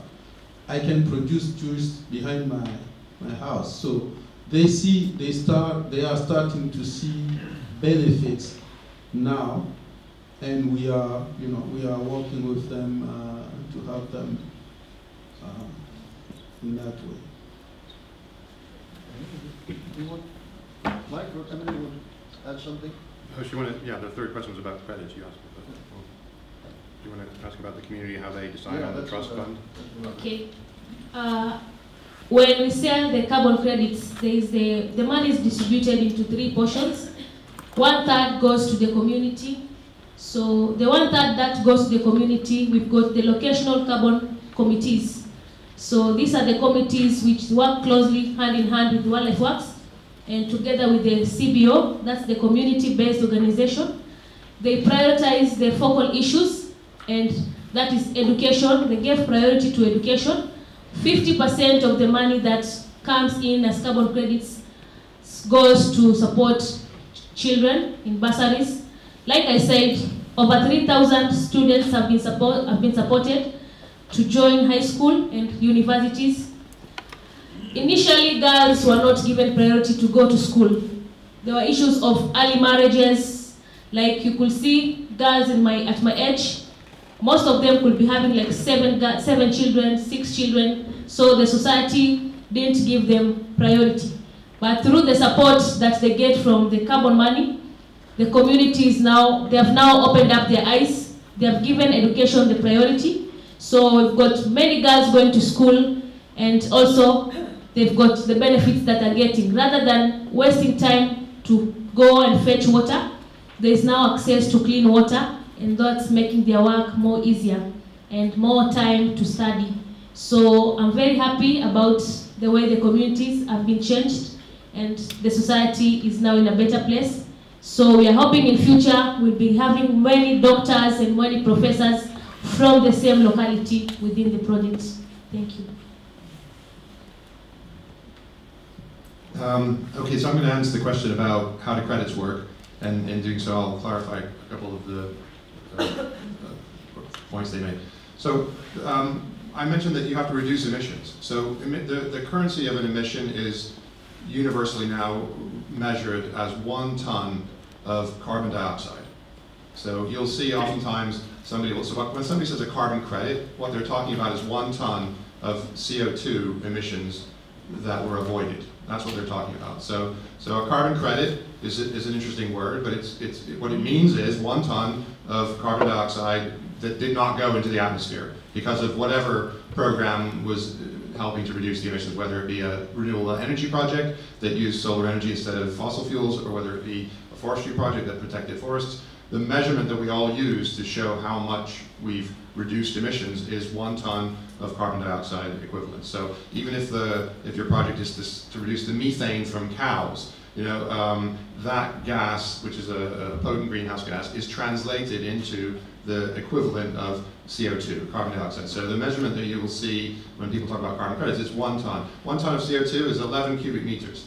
So just out of pure curiosity, it would fill about half this room, 1 ton of carbon dioxide. We all think air is weightless, but it isn't, in fact. So that's 1 ton. That's what a carbon credit is, and you earn them when the independent auditors that David appoints comes, verifies the project each year or every 2 years. You don't have to do it. You can do it every 5 years if you want to. But as it's the currency that you have to collect to prove you've succeeded to be able to be paid, you want to do it as often as you can. So we want to do it every year because we want to show, hey, we protected the forest another year, we should earn some more credits, some more emission reductions that we can sell. So that's what we sell. And so when people talk about offsets, it's another term you'll hear that corporates will buy carbon credits. Emily mentioned corporates buy the ones from Kasagawa. Well, why? Because if you're a big company, you can change all the light bulbs and you can try and invest in renewable energy and you can have programs for reduction in your own emissions, but it's almost impossible to become net zero emissions within your own operation these days, certainly if you fly around, you have transportation, etc. So the only way that you can reduce further the net impact of your business on the globe is to offset, is to pay her to help reduce emissions in the forestry sector. So she's succeeded in reducing emissions in the forestry sector, but she has to find somebody that's willing to pay her for that ton of carbon dioxide that she reduced, because there's not an obvious place to go. So you go look to a corporate, the corporate can buy it, and the corporate can then say, all right, here was my footprint as a company. I reduced this much myself with all the emissions that I could reduce within my own company, and I bought offsets from another reduction project where I'm paying them for succeeding in reducing where I could not. So offsets are real emission reductions that are being created in a different place than the person who's paying. That's what an offset is. And so they're very important because, again, that offset mechanism is how you put a price on the standing tree. That's how you reward her community from keeping the trees standing, is the currency of that success that you're paying for. So they've already succeeded for that year or 2 years for the auditor to come by in protecting the forest, and that's how they earn the money. And then I made a comment earlier about how one size doesn't fit all. It's really important in the context of benefit sharing. People ask us all the time, well, gee, isn't there a best practice? By now, don't you know what the answer is for benefit sharing? And the answer is no, because every project is different. Different owners of the land, different community involvement, different costs of mitigating the drivers of deforestation, different size and scale which you need to overcome the fixed cost of a project. So there isn't one size fits all. There are guidelines, and Code Red as an NGO has established some best practice guidelines for how projects should operate, and all the projects that are part of the Code Red platform have to agree to follow those guidelines, which include a significant focus on benefit sharing with local communities. But it is important to understand one size doesn't fit all because of the various different aspects of land ownership. We have 2 projects. In that project, communities own the land. So when she talks about a third going to the community, that's actually 2/3, because 1/3 goes to the landowners, who are also mostly community members. They're mostly Titus. They're just not they're the people who historically owned this area. So 5,000 people own shares in the land. So they get a third because they had to contractually agree to let us run the project. But then the rest of the community, which 5,000 landowners represents probably 50,000 people. Families are about 10. So that's 50,000, but we have 100,000. So the rest of them benefit from another third, or another share of the proceeds that we have in the project. In the DRC, the government is the landowner.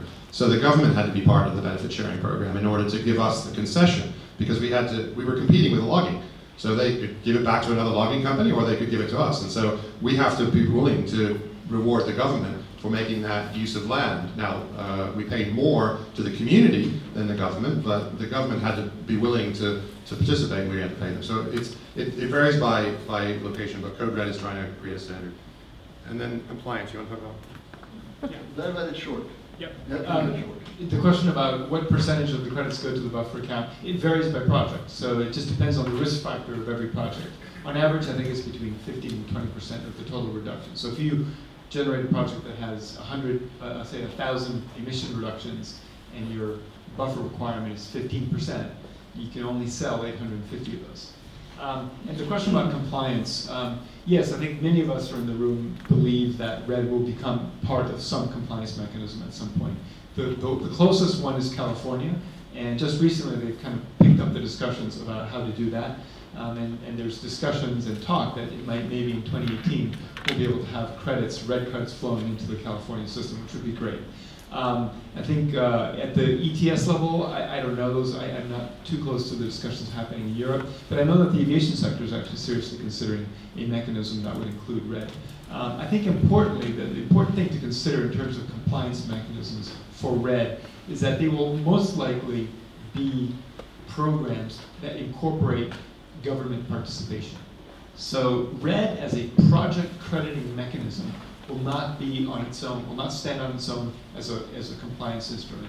What we think is going to happen is that there will be jurisdictional efforts or government efforts, like the one in the DRC is being incorporated into the government's effort, and we'll be able to nest or incorporate individual projects. And we think that's the solution, because ultimately you want to have the ability of the private sector to be involved and to have the drivers and the incentives to be able to protect the forest, but also have government endorsement of that activity. So I think the answer is yes. I hope to see RED being a compliance instrument soon. Maybe in Paris we'll see some further, agreements that set that out. But we think it'll happen, hopefully not too distant future. There was a public meeting last week in California about the compliance market. So there was a thing called the Red Offset Working Group, which was a panel of experts that provided a report to the California government about why they should include international RED as part of the clean air program in California. It was very positive. It suggested all the fact that California needs to show leadership in these things. So there's been positive momentum. It stalled for a while politically, but then it's been picked up again now, and it seems to be earnest. And they seem to be moving more quickly towards including RED+ now into the compliance agenda in California. We'll learn more. Governor Brown, our governor, is going to be in, I live in California. Governor Brown is going to be in Paris. So because he's going to be in Paris, I'm guessing that he's going to make some kind of announcement that would be relevant to the global stage, in which case that might be it, because there's been a pickup of enthusiasm for RED in the last few months. Thanks a lot. I would love to continue this kind of exchange, but time does not permit us. So before I give the floor to Matthias and the next, let's give them a big hand.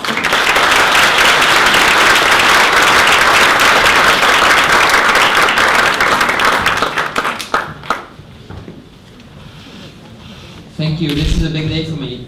Almost to the day, a year ago, I was at the redd+talks conference in London, and I approached the organizers and said that we got to do this in Sweden. And they asked me why, and I said, well, we're the world leaders in forestry conservation, and we're the world leaders in fighting climate change. Both of them are things I hope will soon be true. And that convinced the organizers enough to actually get them to come here, so this is just great for me. And I think after this sort of worldwide outlook, let's focus a bit on Sweden. Let's first hear from Sida about what Sida, our host where we are today, are doing on climate change. And then let's hear from the parliament what the government thinks about RED and forestry protection. First out, Jerker Thundahl, Senior Advisor, Thunberg, I had it here. Senior Advisor on Forestry Protection at Sida. Very warm welcome. Well, thank you very much. A couple of days ago I was asked if I could say a few words about Sida's policy or climate and forest work. This morning I got the program. I couldn't see my name, so I actually relaxed. At 11 I got an excuse from the organizer saying, oh sorry, we've forgotten you. But you are going to be in the RED+ panel. Okay, so I started to put down 8 points that I wanted to tell you. Then I came here at the beginning and I was told, no, you are going to be in the policy panel. So I reduced my 8 points to 4. Well, let me tell you straightforward that we are at the moment not yet financing or funding any RED+ pilots or readiness programs or whatever. It's not because we want to avoid it. It's more that we want to support what we call sustainable forest management, SFM, which is basically, as a Swede you know this, we manage our forest, we cut it down, we use it, and we reforest it, either by plantation or natural regeneration. That's what we call sustainable forest management. We are supporting that, and that is in red terms basically the plus, if I understand it correctly. So as I see it, we don't support directly the red, but we facilitate for the red to come aboard. We focus on natural forest, not on plantations, and not on protection or protected forest or the standing trees somewhere. And there is a reason for it. One is, of course, that as you have said, as you understand now, that the growing tree is absorbing or sequestering carbon and it's storing it. But from our point of view, this green cell or fiber of wood could also be used to reduce the products made from fossil fuels. So we turning or transfer into a more green economy and bioeconomy.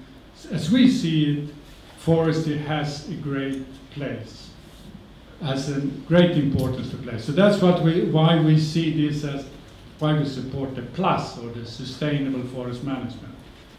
Sustainable means that never reducing the area, but manage it over and over again.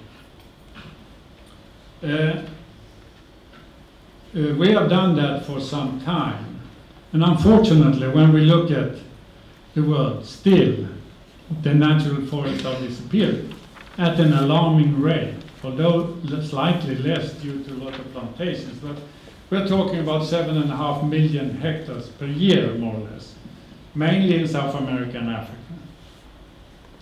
And this is in spite of the growing awareness of the importance of forest for the environmental services like the carbon issue, for water, for biodiversity, and also now with the growing demand for moving into bioeconomy. Still, the natural forests are disappearing. And also I should say that in spite of all the work that has been done on the legal side with forest departments, there are regulations and legislations on sustainable forest management or protection of forest in almost all countries, 99% according to FAO. So still, why in hell, I would like to say, are the natural forests disappearing? Well, our analysis, our reply in summary is bad governance.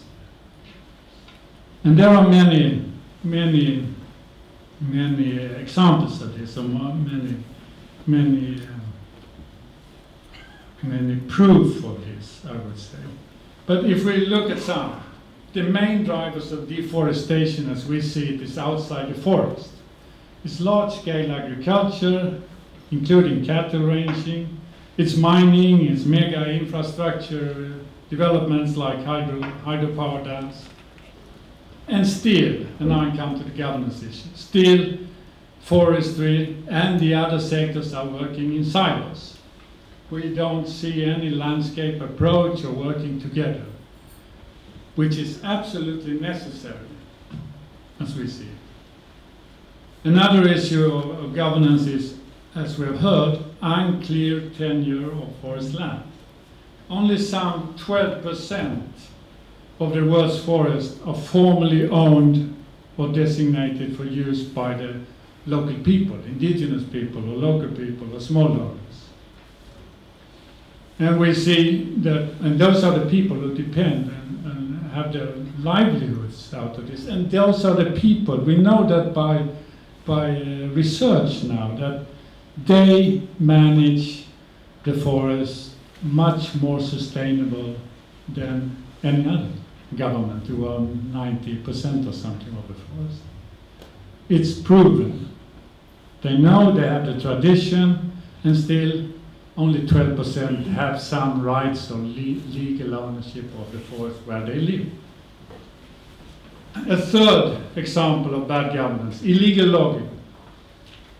Widespread corruption, I would say, in the sector, in other sectors too, but especially in this sector. And we have a huge informal sector. Look only at all the fuelwood and charcoal moving from the countryside to the towns. It's all done in the informal sector. No taxes or nothing going into the domestic capital or the domestic resources. So our conclusion is bad governance, and that is what we support, focusing on a sustainable forest management. So what do we actually do? Short, we focus on the tenure rights, land rights to local communities, indigenous peoples. And it's a rights issue as we see it. But as I said, it's also an important environmental or climate issue, because they are the ones who know how to manage the forest. And they have, as they're sometimes blamed for deforesting the local people, to my mind, or to our mind, I would say they have nothing to do with deforestation, climate change. Nothing whatsoever. We do, secondly, we strengthen farmer organizations. That is something that we have a long and, I would say, positive experience from Sweden. 50% of the Swedish forest is owned by local farmer organizations. They are strong. We want we think we have an added value in the world of forestry in this, to get those local communities, or IP groups, women groups, to get them a policy voice, build their business capacity, and provide support for their access to markets and access to financing. And when we talk about financing, we basically look at the agricultural development banks in most of those countries. They have credits, but they have not any system or any which is feasible for the forestry, because it's more long-term than agriculture. But we are working with them in many countries. Thirdly, we look at the government, of course, how they provide their services, like extension and so on. We try to support decentralization. We try to support landscape approach, getting the different actors in the rural areas to come together and plan.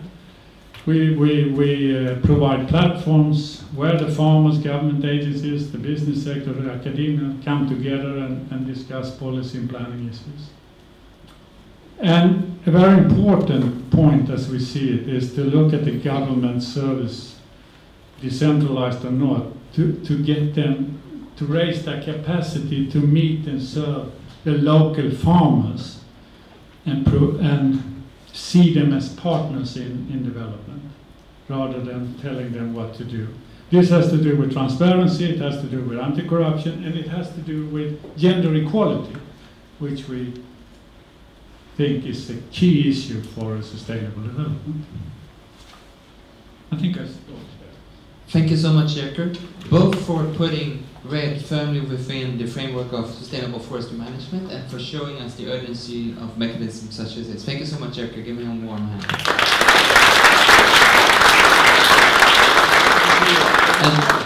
And now, before the coffee break, where we will have a chance to discuss more with Jerker and the other speakers, please welcome the MP. The MP in English is for a member of parliament. The MP in Swedish is from Miljöpartiet, so double MP. And Miljöpartiet, the Swedish Green Party, is part of the current government here in Sweden. So the government and political policy of Sweden, please, Emma. Thank you, Matthias, and thank you for to tell everybody that it's coffee after me. Someone said it was hard to be squeezed in between NASA and things, but after Swedes in a room with coffee waiting. But I do my best, and I must say that I'm very glad and pleased to be invited, and I'm humbled to be here in a room where so many climate heroes and climate warriors is here and showing us what actually is going on. Sometimes it's hard to feel that, oh, will this actually work? If you have seen the news lately, yesterday before yesterday, you could see that there was a 6-minute report on the news from the Amazons that there is a drought there. For 2 years they had no rain in the rainforest. Rio Negro, one of the largest rivers, at many places there is no water, which means there is no infrastructure because the local people use the water as roads. So the school have closed, and we have now a lost generation with no school. If you see to Indonesia these days, there are large fires going on, which impact the countries within. You can see it in Malaysia. Yesterday you cannot go out in Singapore due to this gas and the smoke from these fires. So when I hear those news, I can be a little bit, yeah, I don't know. Maybe I think it's too late. But then I come here and I hear Mike, David, Emily, Jean, and hear all these stories that it actually it works somehow. And today here when we are talking about this redd+ mechanism, I think that you have already heard all about how it happened and where it is. But it's so great to see that it's now, after several years of negotiations, in place just before Paris. And it's now fully ready to use. And currently redd+ is being implemented in many tropical countries, not only in Africa, but all over the world. And we can also see that many developing countries have begun their preparations to become ready for redd. So that when we have a donor countries and we have the multilateral organizations in place, we can continue and move on to redd+. We have seen before the official development assistance, ODA, I think that people in this room at least knows what ODA is, has and still plays a significant role to the supporting development countries in the early phase of redd+, in particular when it comes to capacity building, governance, demonstration, and pilot activities. And I think that some of the things we've heard today have been there.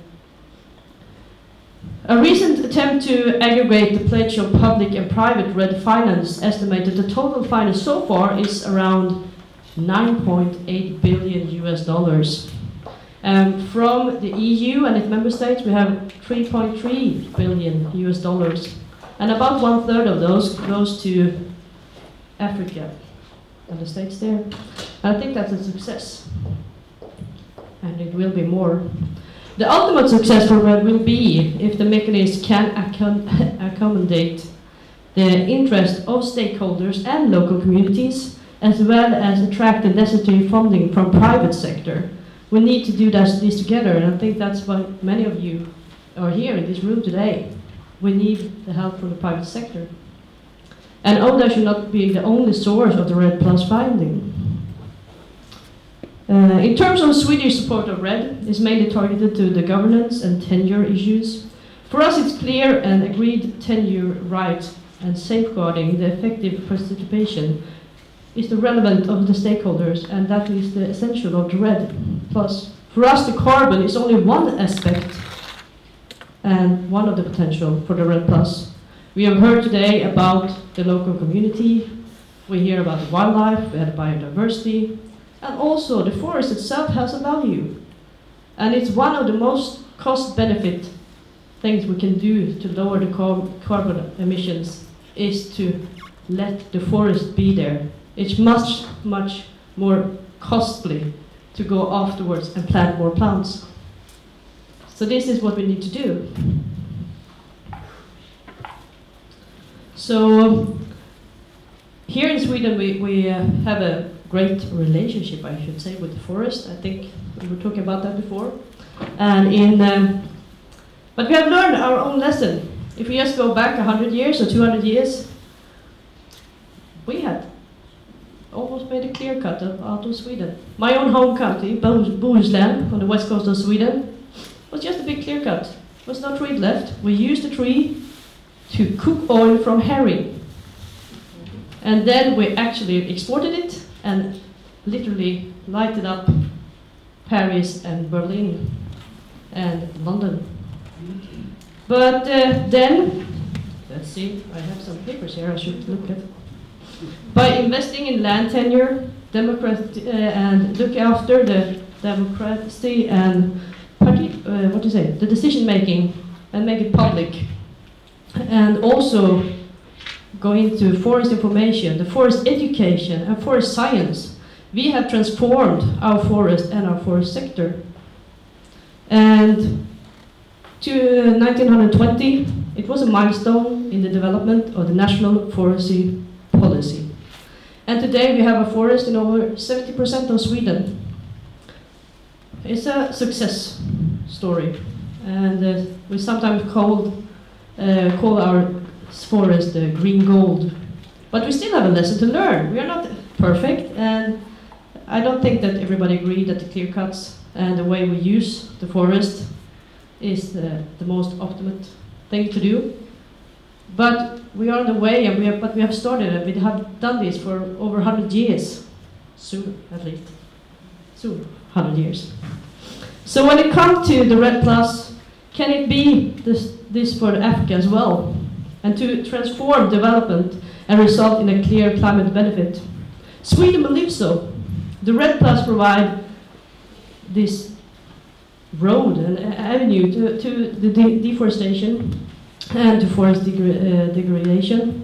And it also tackles the issues of land tenure, the forest governance, and the transparency of the forest sector. And this experience that I've gained so far will be critical, and it will make us move into a new era with the REDD+. And I hope that we in Paris can see that we move this forward. And I think that when we look behind Paris, we will see that the forest and the land use will actually have been one of the great achievements with that meeting. And I hope that many of you here in the room will be a part of it. Thank you. Thank you so much. Thank you so much, Emma, for showing the strong political support for fighting deforestation and for the REDD mechanism, and also for telling us how important we are. That's good news just before the coffee break. So talk to some other important people. Let's be back here just after 4:04. We should be back in the room. Coffee is served one floor down, so you get a little bit of exercise on the stairs. Thank you.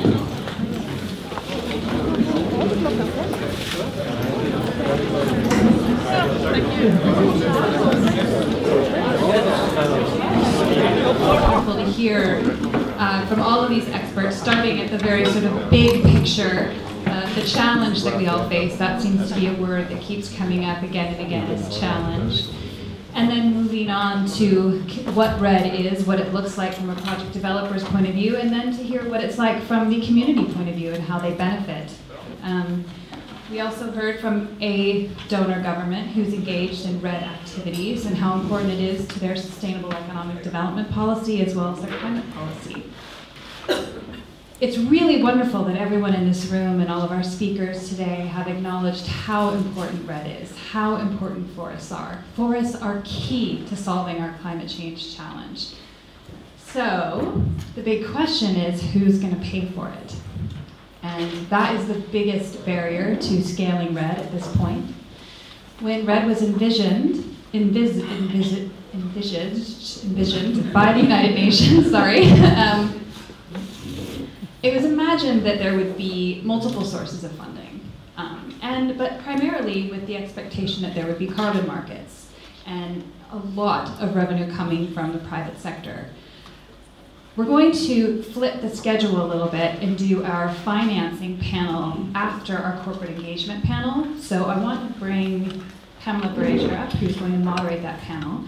And she's going to discuss how the corporate sector is engaging with REDD and is part of that financing solution.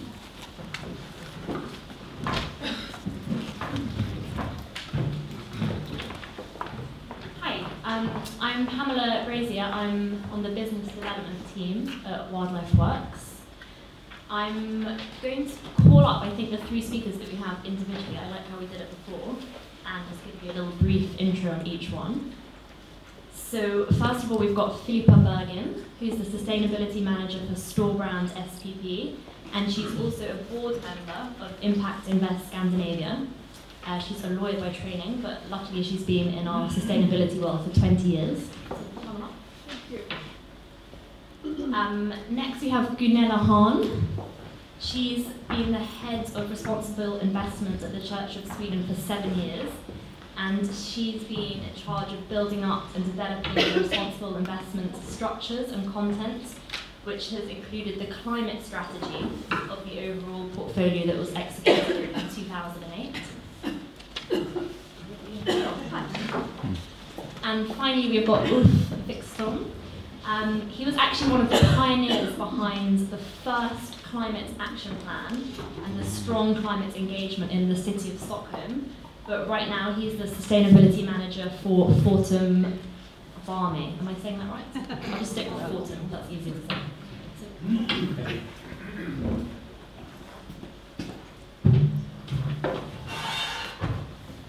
So if we just start with Filippa, first of all, I think it would be really helpful if you could tell the audience why you felt it was important for store brands to offset its unavoidable emissions. Yes, I'd be delighted to. Is it on? Yes. Well, Storebrand SPP is a large pension and insurance giant in Scandinavia, and what we do in terms of when we invest our assets is that we always do a sustainability analysis, and it goes for all asset classes and it goes for all the funds that we have, which is quite rare since we are, a normal capitalist company. We're publicly listed, for example, but sustainable savings is at the core of what we do. We also have quite an ambitious CSR agenda in terms of, apart from our investments, we also want to minimize our negative impact. And it's just in that scenario that it's completely natural for us to offset the carbon emissions that we do make. And it's been even more on the agenda the last few years because we turn into a Nordic organization. We used to be a country organization, which has meant more travel. We're trying to limit it, but it's even more important for us now to offset in a proper way. Can I just actually ask how many years you've been doing that for? 20.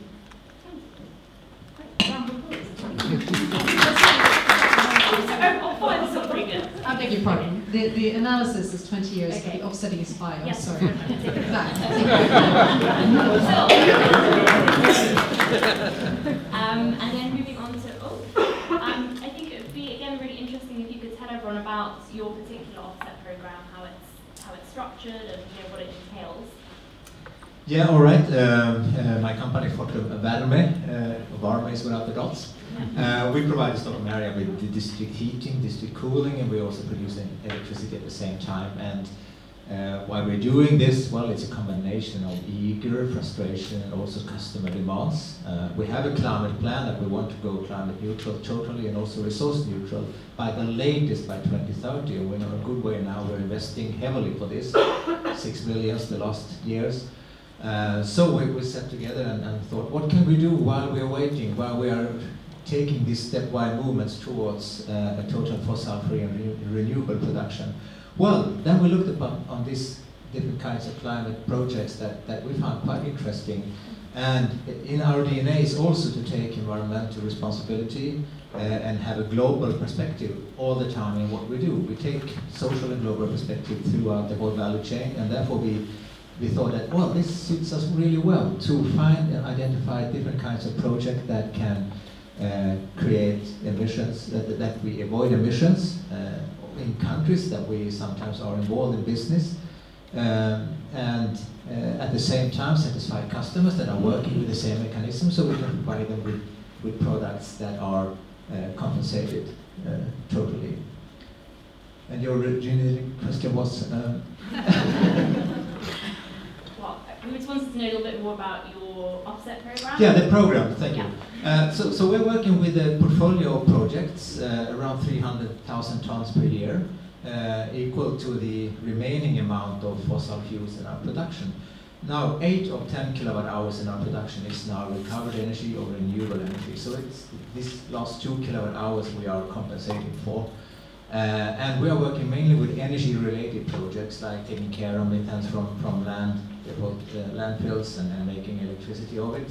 But also redd+, since it's a beautiful way to combine biodiversity saving with also climate saving. Okay, brilliant. And Filippo, we're incredibly proud to have Storebrand as one of the supporters of the Kazakh Corridor project. Can you tell us what about the project and redd+ that you liked and why you decided to make that particular decision? Yes. Well, our offsets are quite small, even though we buy offset for scope 1, 2, and somewhat even 3, because basically our main impact is through our investments, and that's not being offset at the moment. So that means that the sum that we need to invest is not that large. So what we were looking for in terms of choosing you, choosing the World Wildlife Fund, was basically the side effect. You said it was a great way to combine biodiversity with carbon offsets, and for us it's a great way to combine carbon offsets with support of the biodiversity and support of the local social communities that we see. Also, Storebrand Group, we're very interested in impact. We've had impact investment for, that actually is a long time, longer than most. We have had it for 5 years, and it's a small sum for us, but it's a big sum in terms of impact investments. We have 400 million kronas in impact investments. So we like impact, and we think it's a super important part of looking at any business or any project is to understand its effect on local communities. Okay, great. So, Ulf, actually, I think it would be really interesting if you could just elaborate a little bit more on, the process you took for choosing your very large emission reductions and why you eventually decided to put this emphasis on redd+. What about the particular projects you found active? Well, at that time, 2 years ago, we started to look on the markets. We're not experts in this, it's important to say. We are pretty much depending on the consultants and because of it from other experts. And we wanted to do something that was connected with forestry, since our production is quite, to a big extent, based on biomass-based fuels. So we wanted to have this red thread, if you like, to also protect high-valued forests. And then our eyes fell on redd, and then the social aspects that we also embrace a lot was there with the plus included, because our initial thought was, okay, how can we really trust that this will be a long-term impact? And then the more we learned, the plus or the idea of creating sustainable business around the whole concept was very attractive to us. It made us believe in it, and I think at the end of the day we felt that the redd projects were the projects that we valued higher than any other kind of VRs or CDM projects that we have in the portfolio, because it's so strong in the combination of biodiversity and social responsibility. So that's why we have a quite big engagement in redd+ projects now in our portfolio. Brilliant. And I guess, so looking to the future, Storebrand and Fortum obviously very much leading by example. So if you could give a message to the other corporates in the room, or in Sweden more broadly, what would you like to see them doing in the future? Well, I think the key for us is that this is a totally additional thing we're doing. It's not in any way hindering us from continuing to work with our own development. I told you the investments there are huge and very having an impact on our whole business. So this is additional. It creates value for our customers, because at the end of the day they are paying for what we're doing all the time. So we need to listen, to speak with our customers, to understand, do you really like this? We even launched a product called Climate Neutral Heat, which is totally compensated throughout the whole value chain, scope 1, 2, and 3. and which is now up in almost 500 gigawatt hours. It's equal to a small town in Sweden, actually. So I think that there are challenges as well. We need balance always. I think that the one challenge that we feel that we have is that we still need to communicate better what we're doing. We think that some customers still and stakeholders are a little bit suspicious to what we're doing. Is it, you know, the greenwash question always there? Are you really doing this instead of doing things you should do at home? So this is a discussion you need to be prepared on, and also be prepared that yes, we are doing this. We know that maybe 4 or 5 projects will be really successful, and we will have some challenges in one. Yeah, but that will not hinder us from keep on trying, because the benefits of the one that are really successful are so big. To have a realistic approach is also something I would recommend everybody to have from the beginning, and also communicate. Thank you. Well, first I want to say I am a customer, and I'm super interested in these issues, and I didn't know. So I'm so happy to have heard what it is that you're doing. And I'd also like to say that fellow companies who are looking into trying to have a CSR or a sustainability strategy, I think one of the things that we're toying with is to better integrate impact with our actual product design. We sell sustainable savings, and we try to make it, it's not something we do on the side, and we try to develop services to show, for example, clients how sustainable a specific mutual fund is, for example. So you can choose if you want this type of direction or that type of direction. And when it comes to carbon offsetting, there is always the greenwash issue, even if for us there are things that we absolutely cannot stop at the moment. We need travel, for example, maybe not to the extent we have now, but we need it. So if we were toying with the idea of also integrating the carbon offset to bring it closer to our customers, to make it visible, could we offer our customers to carbon offset their own savings, for example?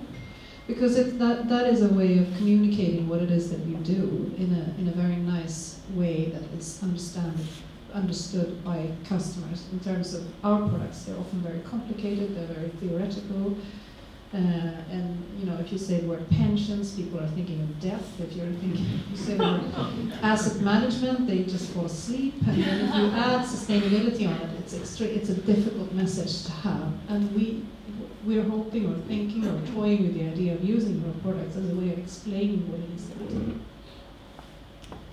Right. So, Gunilla, the Church of Sweden has taken a leadership position in redd+, but in a slightly different way. So, could you tell the audience about the kind of commitment that you've made? Yes, I work for the financial part of the Swedish Church, and so we invest money in what we think is responsible and sustainable companies and other kind of impact funds. And so when we met with Altilia, which you will hear more from, I think, the next session, we saw this beautiful combination between a good investment and at the same time have a great impact on climate change, on the positive side, and biodiversity, community development, poverty alleviation, and so on and so forth. So we thought, and they could be a game changer. We want to make a difference with our money, but we also want to have a good return. And we saw this was an excellent alternative for us. So we are an investor, and this fund is not only they work with Wildlife Works, but they also have many other projects around the world. And I must say that the other day, the United Nations launched a report on game changers, 16 game changers for climate change. And as number 3 came Altilia. So we're very happy about that. Great. Yeah, applause. Why did you feel it was so important to invest in redd+? You know, was there some kind of bigger picture significance you were hoping to achieve? Well, since we work a lot with development programs in African countries, in some other countries in Asia and Latin America, we thought that this was a great way to combine to be aligned with what the rest of the church actually is doing. So we could see all these benefits for local communities actually as something giving us a great argument for our financial work as well. Brilliant. And is there something that you'd like to see other impact investors and development banks and really the investment community at large do in the future? Yes, of course, to scale up this. I mean, we invested 10 million euro. Only a third of that would be called into the fund, so it's not much money for an investor. And I think there is huge potential out there because there are much bigger investors than we that want to do something to have a good return and at the same time do something good. But it's just a lack of financial products really. So a development of more products, I mean there are, but then there is a big need for more. And to find investors and to explain, because this is not easy. I mean, I worked 2 years to explain to our investment committee and to learn myself. So it's not an easy task. And I think there's a big opportunity and a big, open, if you could, big potential for the market. Okay, brilliant. So maybe we could take some questions from the audience. If we have time, sorry. Okay, one or two. So, let's make them good. Someone talked about alcohol earlier, I'm sure that's mine.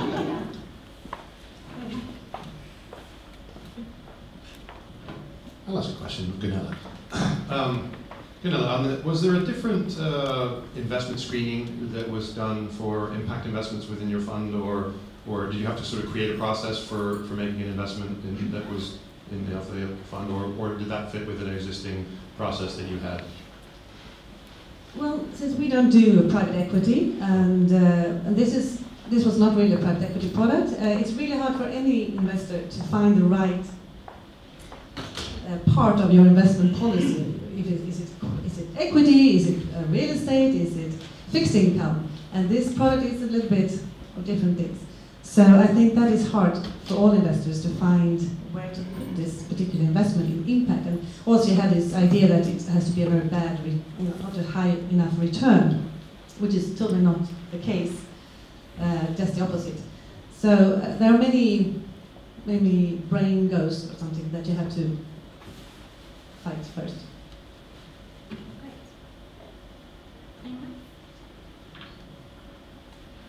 Maybe I can add a comment to you. So we have an impact portfolio, and we are a big noted, as I said, publicly listed pension company. And sadly, it's very expensive for us to have it because of the extra due diligence and the extra reporting that we need to follow up. And that's definitely something we need to address as an industry going together. That if you want to access the big money that we have, but it's not ours, it's pension, it means individuals, people's safety nets. We have to find ways of making investments larger and therefore cheaper for us to do. So small investments are expensive, and 10 million euros is a very small investment to us. Can I add on that? I met with a big pension fund from Canada, and they said they wanted to invest in impact investments, but it was far too small sums. So really, we need something like you can, but you maybe make a fund of, I don't know what, but there is a big need for financial products that big investors can join. But they don't, because the money is there. Yeah. Question. Hello, I work for investment bank. Actually, it's in China. We are originally we are founder fund managing around 200 funds. And for us, for example, if we want to cooperate, any the business model, cooperation model, or how do the forest, the redd+talks could generate the value, also the returns, for our investors. Yeah. We are also part of the global infrastructure basin, for Switzerland and in Switzerland, so we're also cooperating with them. Well, first of all, you really need to have very good follow-up on. That's why it's so costly to do impact investments, because you need very skilled people who can monitor and follow up the work. So then you have to hire people to do that, and that costs money. But if you're many that can share those costs, then it could be feasible. But then you need to have confidence in those who do that, and the knowledge. Was that answer to your question? So, business model. The business model? Yeah. And the returns model. I don't know if this is the right answer, but in my case, we feel that what we're doing is hopefully creating more value to our products, that we are doing something that our customers like, and so we increase their satisfaction. And we are working on the voluntary market totally in our field.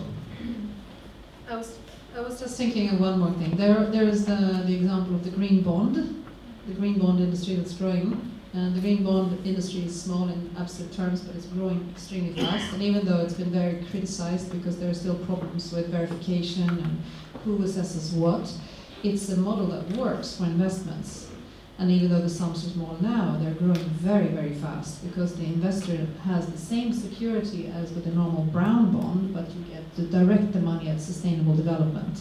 So we're all waiting for the kind of the social bond, which is an impact bond, basically. And that's an instrument or a product that many pensions or banks could invest in.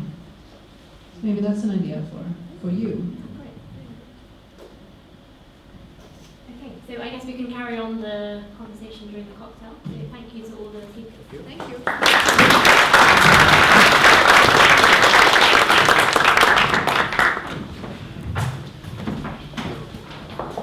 Thank you so much, Pamela, and all of our speakers.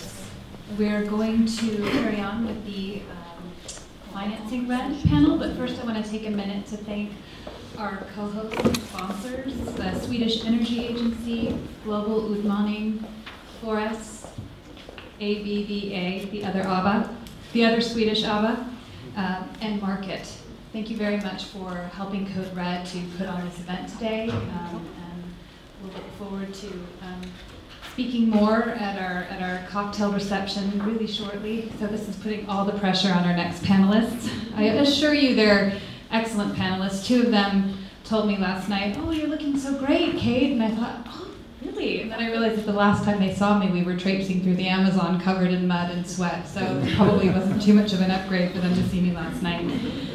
But could I have my panelists come up? Christian, Chris, and Ali. I'll probably introduce them.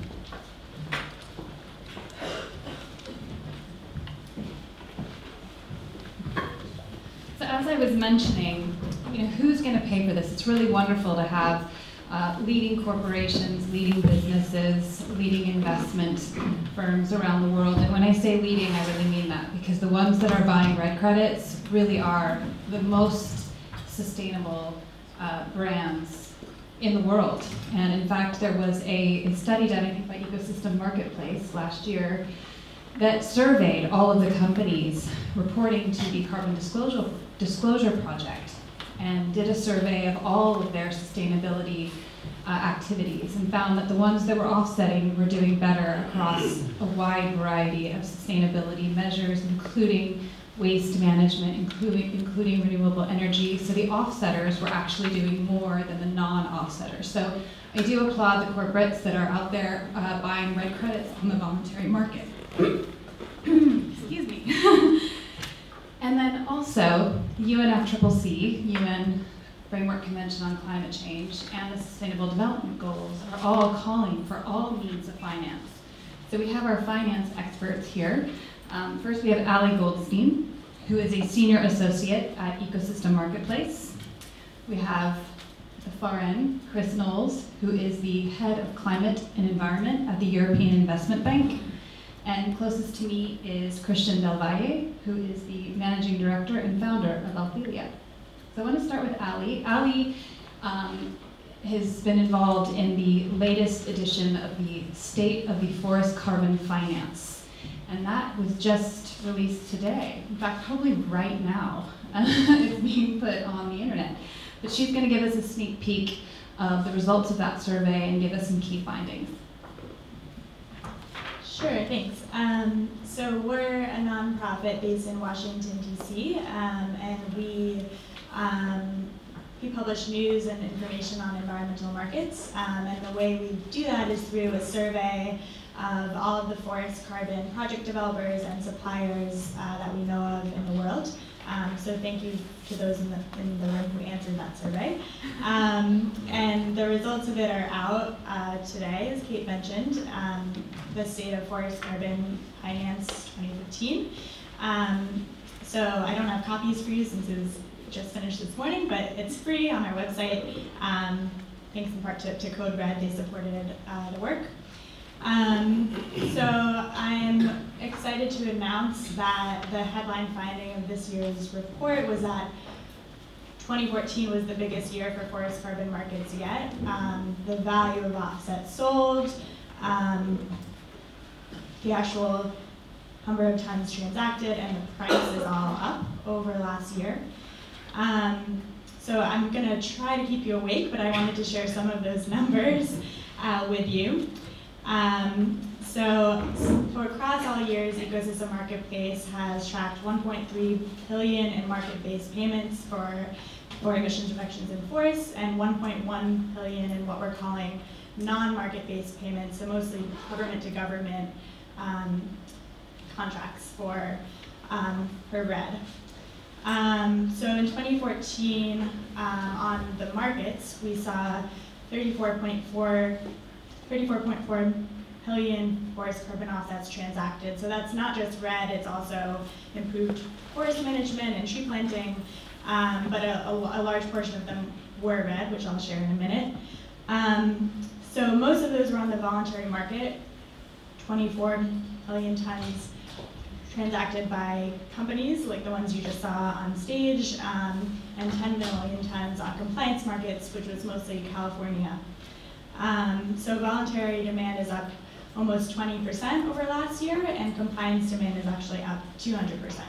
So we saw a much larger role for compliance markets than we have in the past. So those tons were valued at $257 billion, and the average prices on the voluntary market were $5.4 per ton, and on compliance markets it was much higher, $12.7 per ton. I mentioned that it was also a big year for RED, so it's significant because there's currently no compliance market for RED offsets, but they were by far the most popular offset type on compliance markets, so 2 out of 3 of the forest carbon offsets transacted by voluntary buyers were RED. So we touched a bit on compliance markets before, but just to share some numbers from California.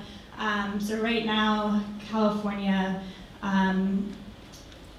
the forest carbon is just from projects based in the US, and that was valued at $55 million last year, and compliance actors transacted about 6 million tons. But as we sort of discussed, California has signed MOUs with 2 RED states, Chiapas, Mexico, and also Acre, Brazil, and discussions about RED are reopening potentially next year. So California could very well be the first compliance market for RED offsets.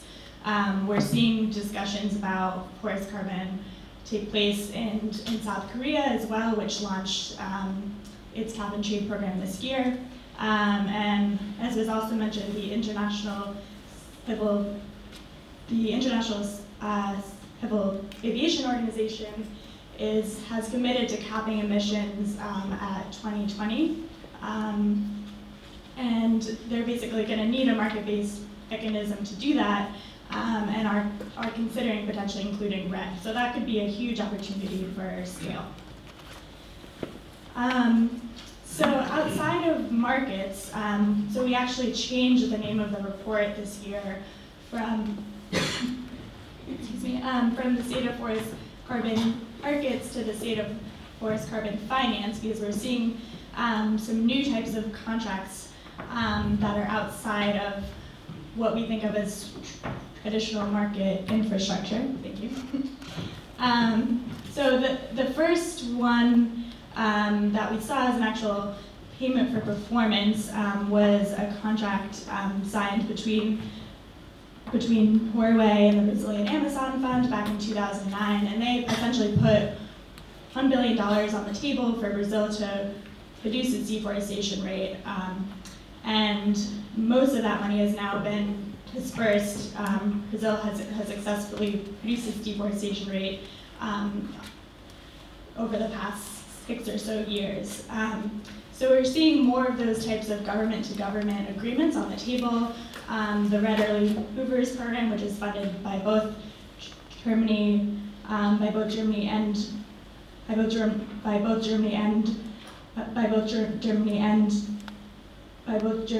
Norway, is one example. A few projects at a much larger scale have been signed over the past few years.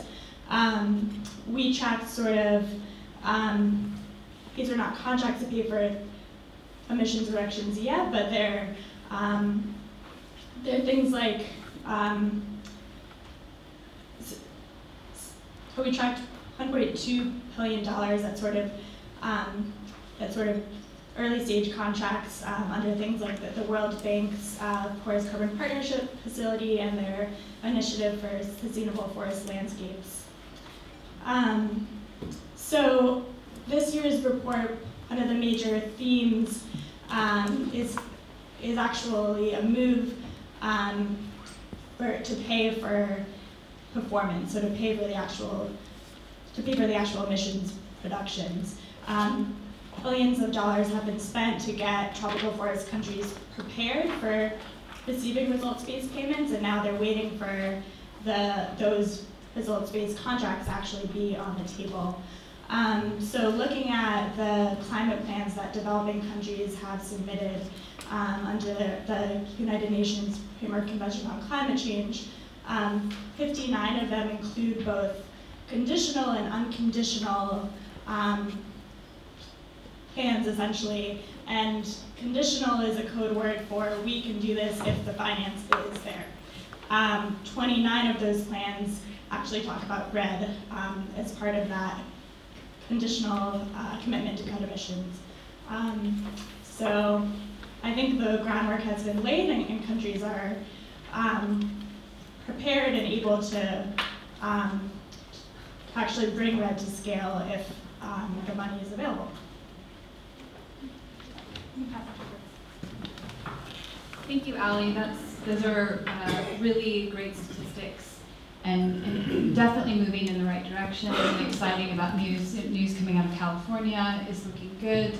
And I also sort of heard something that you said that I remember from reading the Climate and Land Use Alliance did an evaluation of the impact of RED finance to date, and they said for many countries the amount of funding on the table is not large enough and or predictable enough to increase their efforts to implement RED or change the politics of forest protection.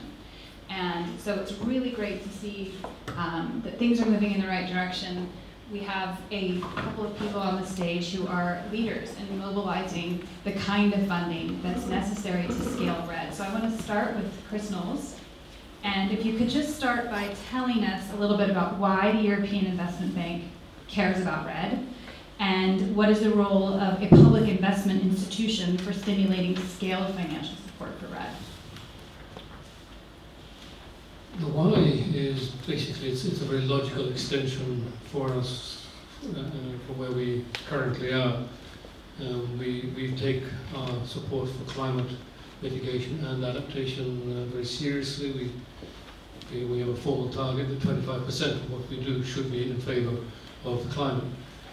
And when we got more serious about put it that way about that target, which was about 10 years ago now, we did the normal stuff. We did a lot of renewable energy, a lot of energy efficiency.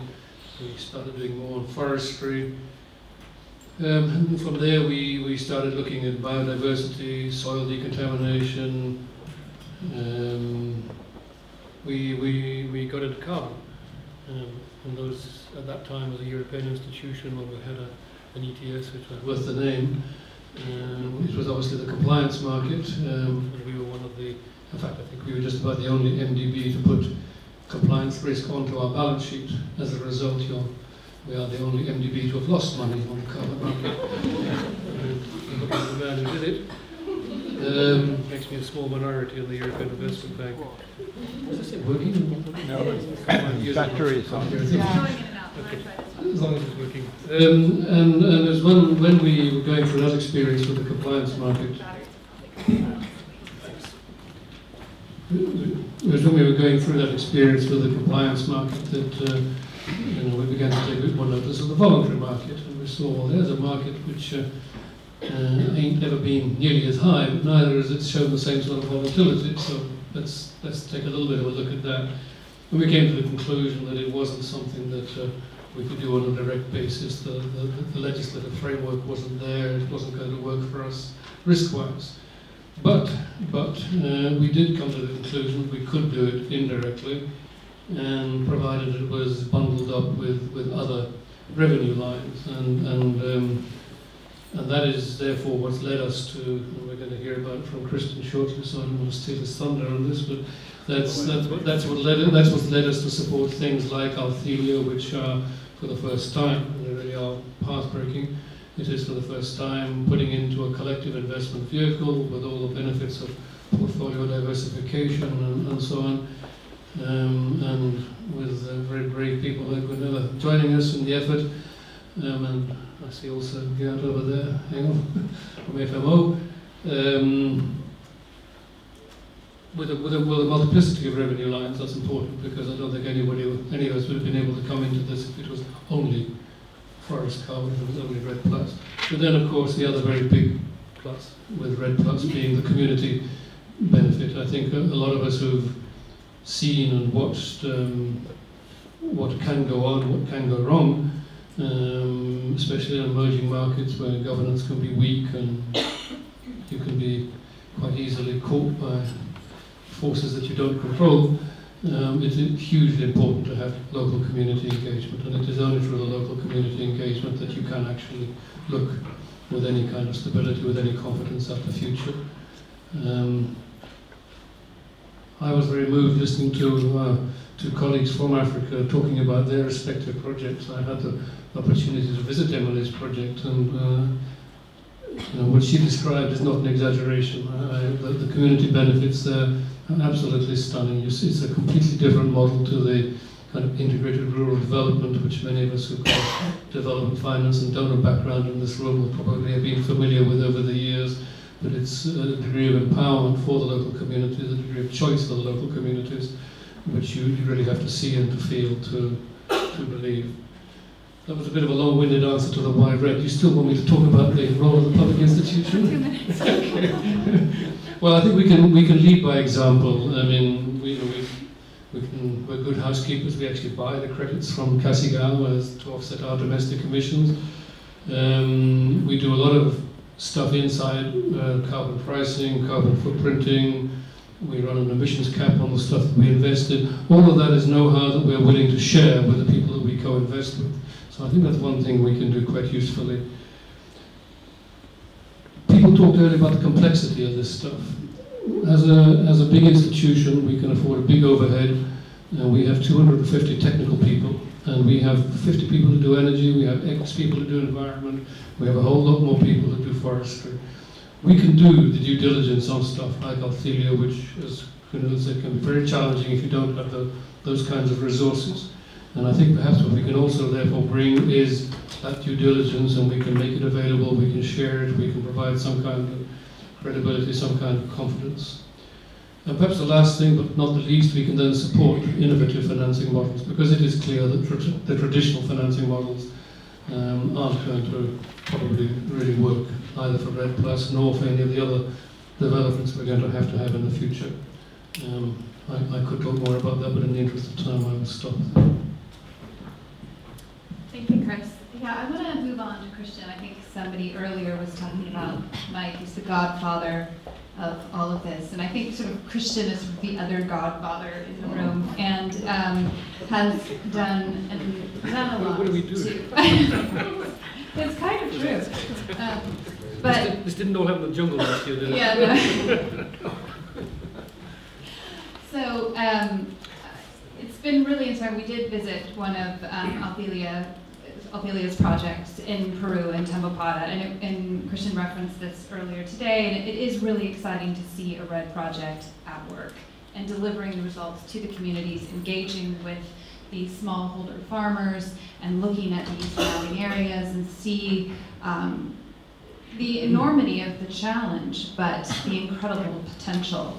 And they say that vision is the art of seeing what isn't there. And I think Althelia really is a great visionary. And so can you just talk a little bit about sort of the Althelia model and a little bit about the voluntary carbon market? Thank you, Kate, for that charming introduction. I've never been called a godfather before. I'm sure Mike hasn't either, so thank you. In so doing, it might actually just, if I have time in my 4 minutes before 5 o'clock cocktail hour, okay, it might just be worth taking a pause to sort of think about where this all came from. And I'm going to try out a quote on you guys that I tested at dinner last night. I'm not sure how it went over, but I think it's quite relevant. Einstein said that if at first the idea is not absurd, then there is no hope for it. And speaking as someone who spent 2007, 8, 9, and even 10 held captive inside an investment bank, I can assure you that when I walked around talking about business models associated with redd+, I got a lot of absurd looks my way.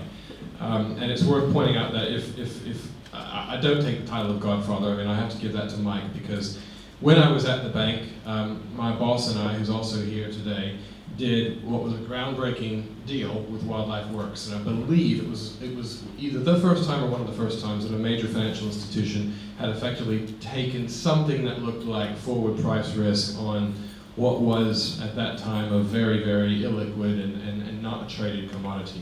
It was very hard to get that sort of rock rolled up the hill and doing it, and I think we were fortunate to be working with a counterparty, someone who was as capable a set of hands, you know, in the field as you can possibly get, Wildlife Works, and it was that experience that, if you will, kind of was one of the major springboards for what became Althelia.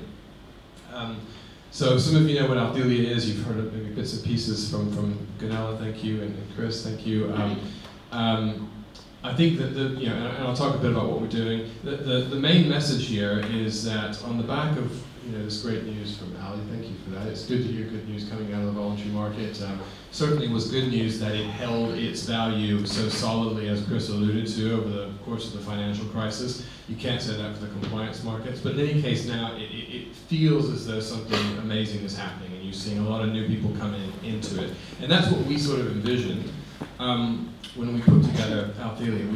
We knew that we were intervening into an evolving space, but we wanted to work with a small group of investors, which include EIB, the Church of Sweden, FMO, AXA Investment Managers, Credit Suisse, and a host of others, to sort of get involved at a stage where things were going to evolve rapidly, where the risk was high, but yet the rewards were immense. And when I talk about rewards, I don't do it simply from a normal sort of asset manager point of view. Yes, we are investing in our model is a for-profit model, and I'll tell you why in a moment. If I forget, please ask me in the questions. There's a very good reason. But when I talk about rewards, I talk about, I mean, demonstrating a template for achieving success in the field. How can capital flow from sources that hitherto had not been deploying capital in the direction of sustainability, and maybe inadvertently or indirectly, 2 or 3 degrees separated, we're actually investing in things that were investing in things that were investing in things that were actually driving, climate change or unsustainable land use. Yeah? How can those sources of capital get involved and direct their capital in a transparent way, can be reported back on and have quantifiable impacts? And the answer is, nobody, a few years ago, nobody really knew that. Certainly, the Althelia model, if I'm honest, is not the same model that it was when it came out of the egg in 2000, and I don't know, call it 10 or 11. It just had to evolve because we've had tremendous delays in the UN policymaking apparatus. We've had a financial crisis that has caused, understandably, corporates to look at other things that were more pressing and more existential. And we've had a lot of good work out there, so more knowledge has come to bear. But at its heart, the core thesis of our model is still built from the one guiding principle, and that is, it is economic development or economic aspiration, both at the small level, smallholder level, right up through to the corporate levels, that's driving unsustainable land use and conversion of precious natural capital. People aren't doing it for fun. It's not a hobby. It's not sport. It's to make ends meet or to generate, the quarterly, P&L that the CEO is signed up to deliver. It's to keep the finance minister in office. He has a set of natural capital that he can draw down on to finance growth in his country. And who are we to tell them that they can't do that? But it is up to us to come up with alternative models. Sorry. So that core thesis around the need to take in economic realities and into our plan still presides, and that's why what we're really doing is designing investments that can generate return not only from redd+, which is absolutely important, it's important to us and our investors. So climate change and forest protection and fostering and facilitating the environmental markets and their development is a key pillar of why many of our investors are involved. But pairing those with income from real assets, so improved real assets, sustainably intensifying agroforestry so that it can actually work in tandem with natural capital as opposed to against it, spurring and catalyzing agroecology where prior to our involvement it wasn't possible because shortage of inputs or lack of access to capital and that sort of thing. So pairing income from new assets that we help our partners on the ground create in the form of carbon credits from REDD, pairing those with income from real assets. So it's kind of a commodity-based finance approach, but one that's suited for the 21st century in which we live, where climate change mitigation and adaptation are the two biggest challenges that our generation or any other generation has faced probably since the Second World War. So not to be too grandiose there. But in any case, I think on the back end of that, we're able to demonstrate that the investments in our portfolio, which are currently situated in Latin America and Africa, also looking at Asia opportunistically, those investments are quantifiably and qualitatively generating impacts that reduce pressure, that demonstrate that they're reducing pressure on natural ecosystems, including forests, improving sustainability of smallholder agriculture, and restoring and optimizing land use in degraded areas. And this, obviously, I don't need to tell you the benefits of doing that, ranging from climate change, mitigation and adaptation, biodiversity conservation, well-being of communities, empowering sustainable economic development. The head of Norwegian Redd Finance said just the other day in London, maybe some of you were there, that there can be no sustainable development without REDD+. This is at the very top. This is the biggest funder of REDD right now. So there's an absolute imperative across all levels to go from recognizing that to action. And so when we think about the voluntary market right now, which you asked me to also sort of comment on, I mean, thank you, Ali, for the good news. I think it's brilliant. It's withstood the financial crisis incredibly well, and I would struggle right now if someone asked me to choose another sector that's done better than it. I'm sure there are, but it's done pretty well, and it's maintained its dignity in challenging times. But it's also worth noting that it's at the voluntary market level. It's the projects that are validated and verified by the VCS, CCB, Gold Standard, ACR, that where really the innovation on monitoring, reporting, verification, MRV, carbon accounting has taken place, implementation and delivery. I mean, the actual knowledge, the competency to deliver on the ground, and I'm talking boots on the ground, doing the hard yards with communities, ranging from capacity building to actually moving over to the results-based side. This is happening. It's been pioneered at the voluntary market level.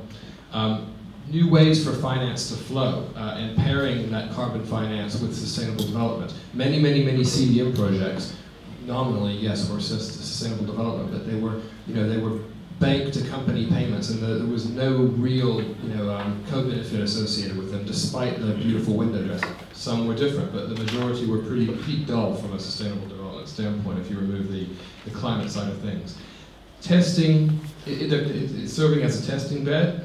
For larger development initiatives, I mean, I mentioned Norway. I'm not going to, don't quote me on this, and but what we're generally noticing is a trend at the donor level, at the governmental level, to taking a lot more interest in what is happening out there on the frontier, and it's those voluntary market validated projects that they're starting to look at, and it only makes sense. I mean, it's it doesn't. A child could see that at some stage you've got to move from the realm of theory and drawing it up on the chalkboard to actually saying, okay, how does this work in the real world? And that's what people like Mike and some of the others that we're investing in our portfolio are doing. And it's spawning new investment models. I mean, for all, maybe some people have heard me talk about the need to derive income from sustainable commodities and all that. Yes, but the voluntary market has always been a big pillar of what we've been trying to do, and it was a big underpinning for the investment model that was sold to ourselves. We had to believe in it first, and we were able to then to communicate it with key investors who said, yes, we want to be part of this journey. We don't know exactly which way it's going, but we believe that this is the right side of history. Is that it? Do I need to wrap up? Can I?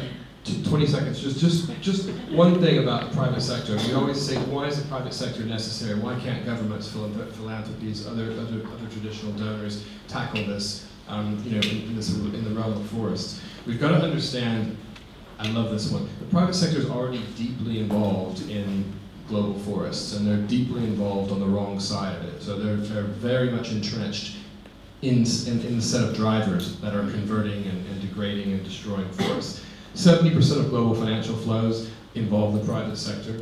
About $190 billion is invested into ag in the global south each year. Over 2/3 of that is from private sources. Okay, so the private sector is financing normal bog standard agricultural conversion of wild spaces. And if we're going to feed 9.5 billion people in 2050, the FAO has estimated that we need an additional $80 billion of investment each year between now and then invested into the space. So if we don't get this right, if we don't really use the lessons and the outcomes that have been derived from the voluntary market and from other initiatives and scale those up and do it fast, then smart money is that additional $80 billion will still be sourced, but it will be adding to the problem rather than taking away from it. So I guess on that point, I hope I've somewhat covered your question. Thank you very much. 30 seconds sort of. We're actually only 3 minutes past schedule, which I think is fairly impressive. All right, thank you, Kate. Thank you all so much. That was great. We are going to move into the cocktail hour phase momentarily. We do want to see a show of hands now who feels like they know what RED is and can talk about it at a cocktail party. Everybody. So just some of the things that I wanted to, in summary, just reflecting on the afternoon. We had Dr. Schmidt from NASA start with saying, you're stepping up to the challenge. And I think that's really inspiring, and we need to keep stepping up to the challenge. It is a challenge, but as I like to say to my 5-year-old son, nothing cool is easy. So the other thing that has been coming up is this idea of value. And I think there is a shift globally to understanding that we need to change the way we value nature. And RED+ is doing that. And then finally, community. And it's not just communities on the ground that are implementing RED and realizing the benefits of RED, but also corporate communities, governments, and partnerships between communities is essential for getting this done. So RED+ is working, it's ready to go, and as we can see, it's high impact. So I just want to leave with my favorite quote of the day from our MP. She said, "Let the forests be there." Now we can go downstairs and have a cocktail party.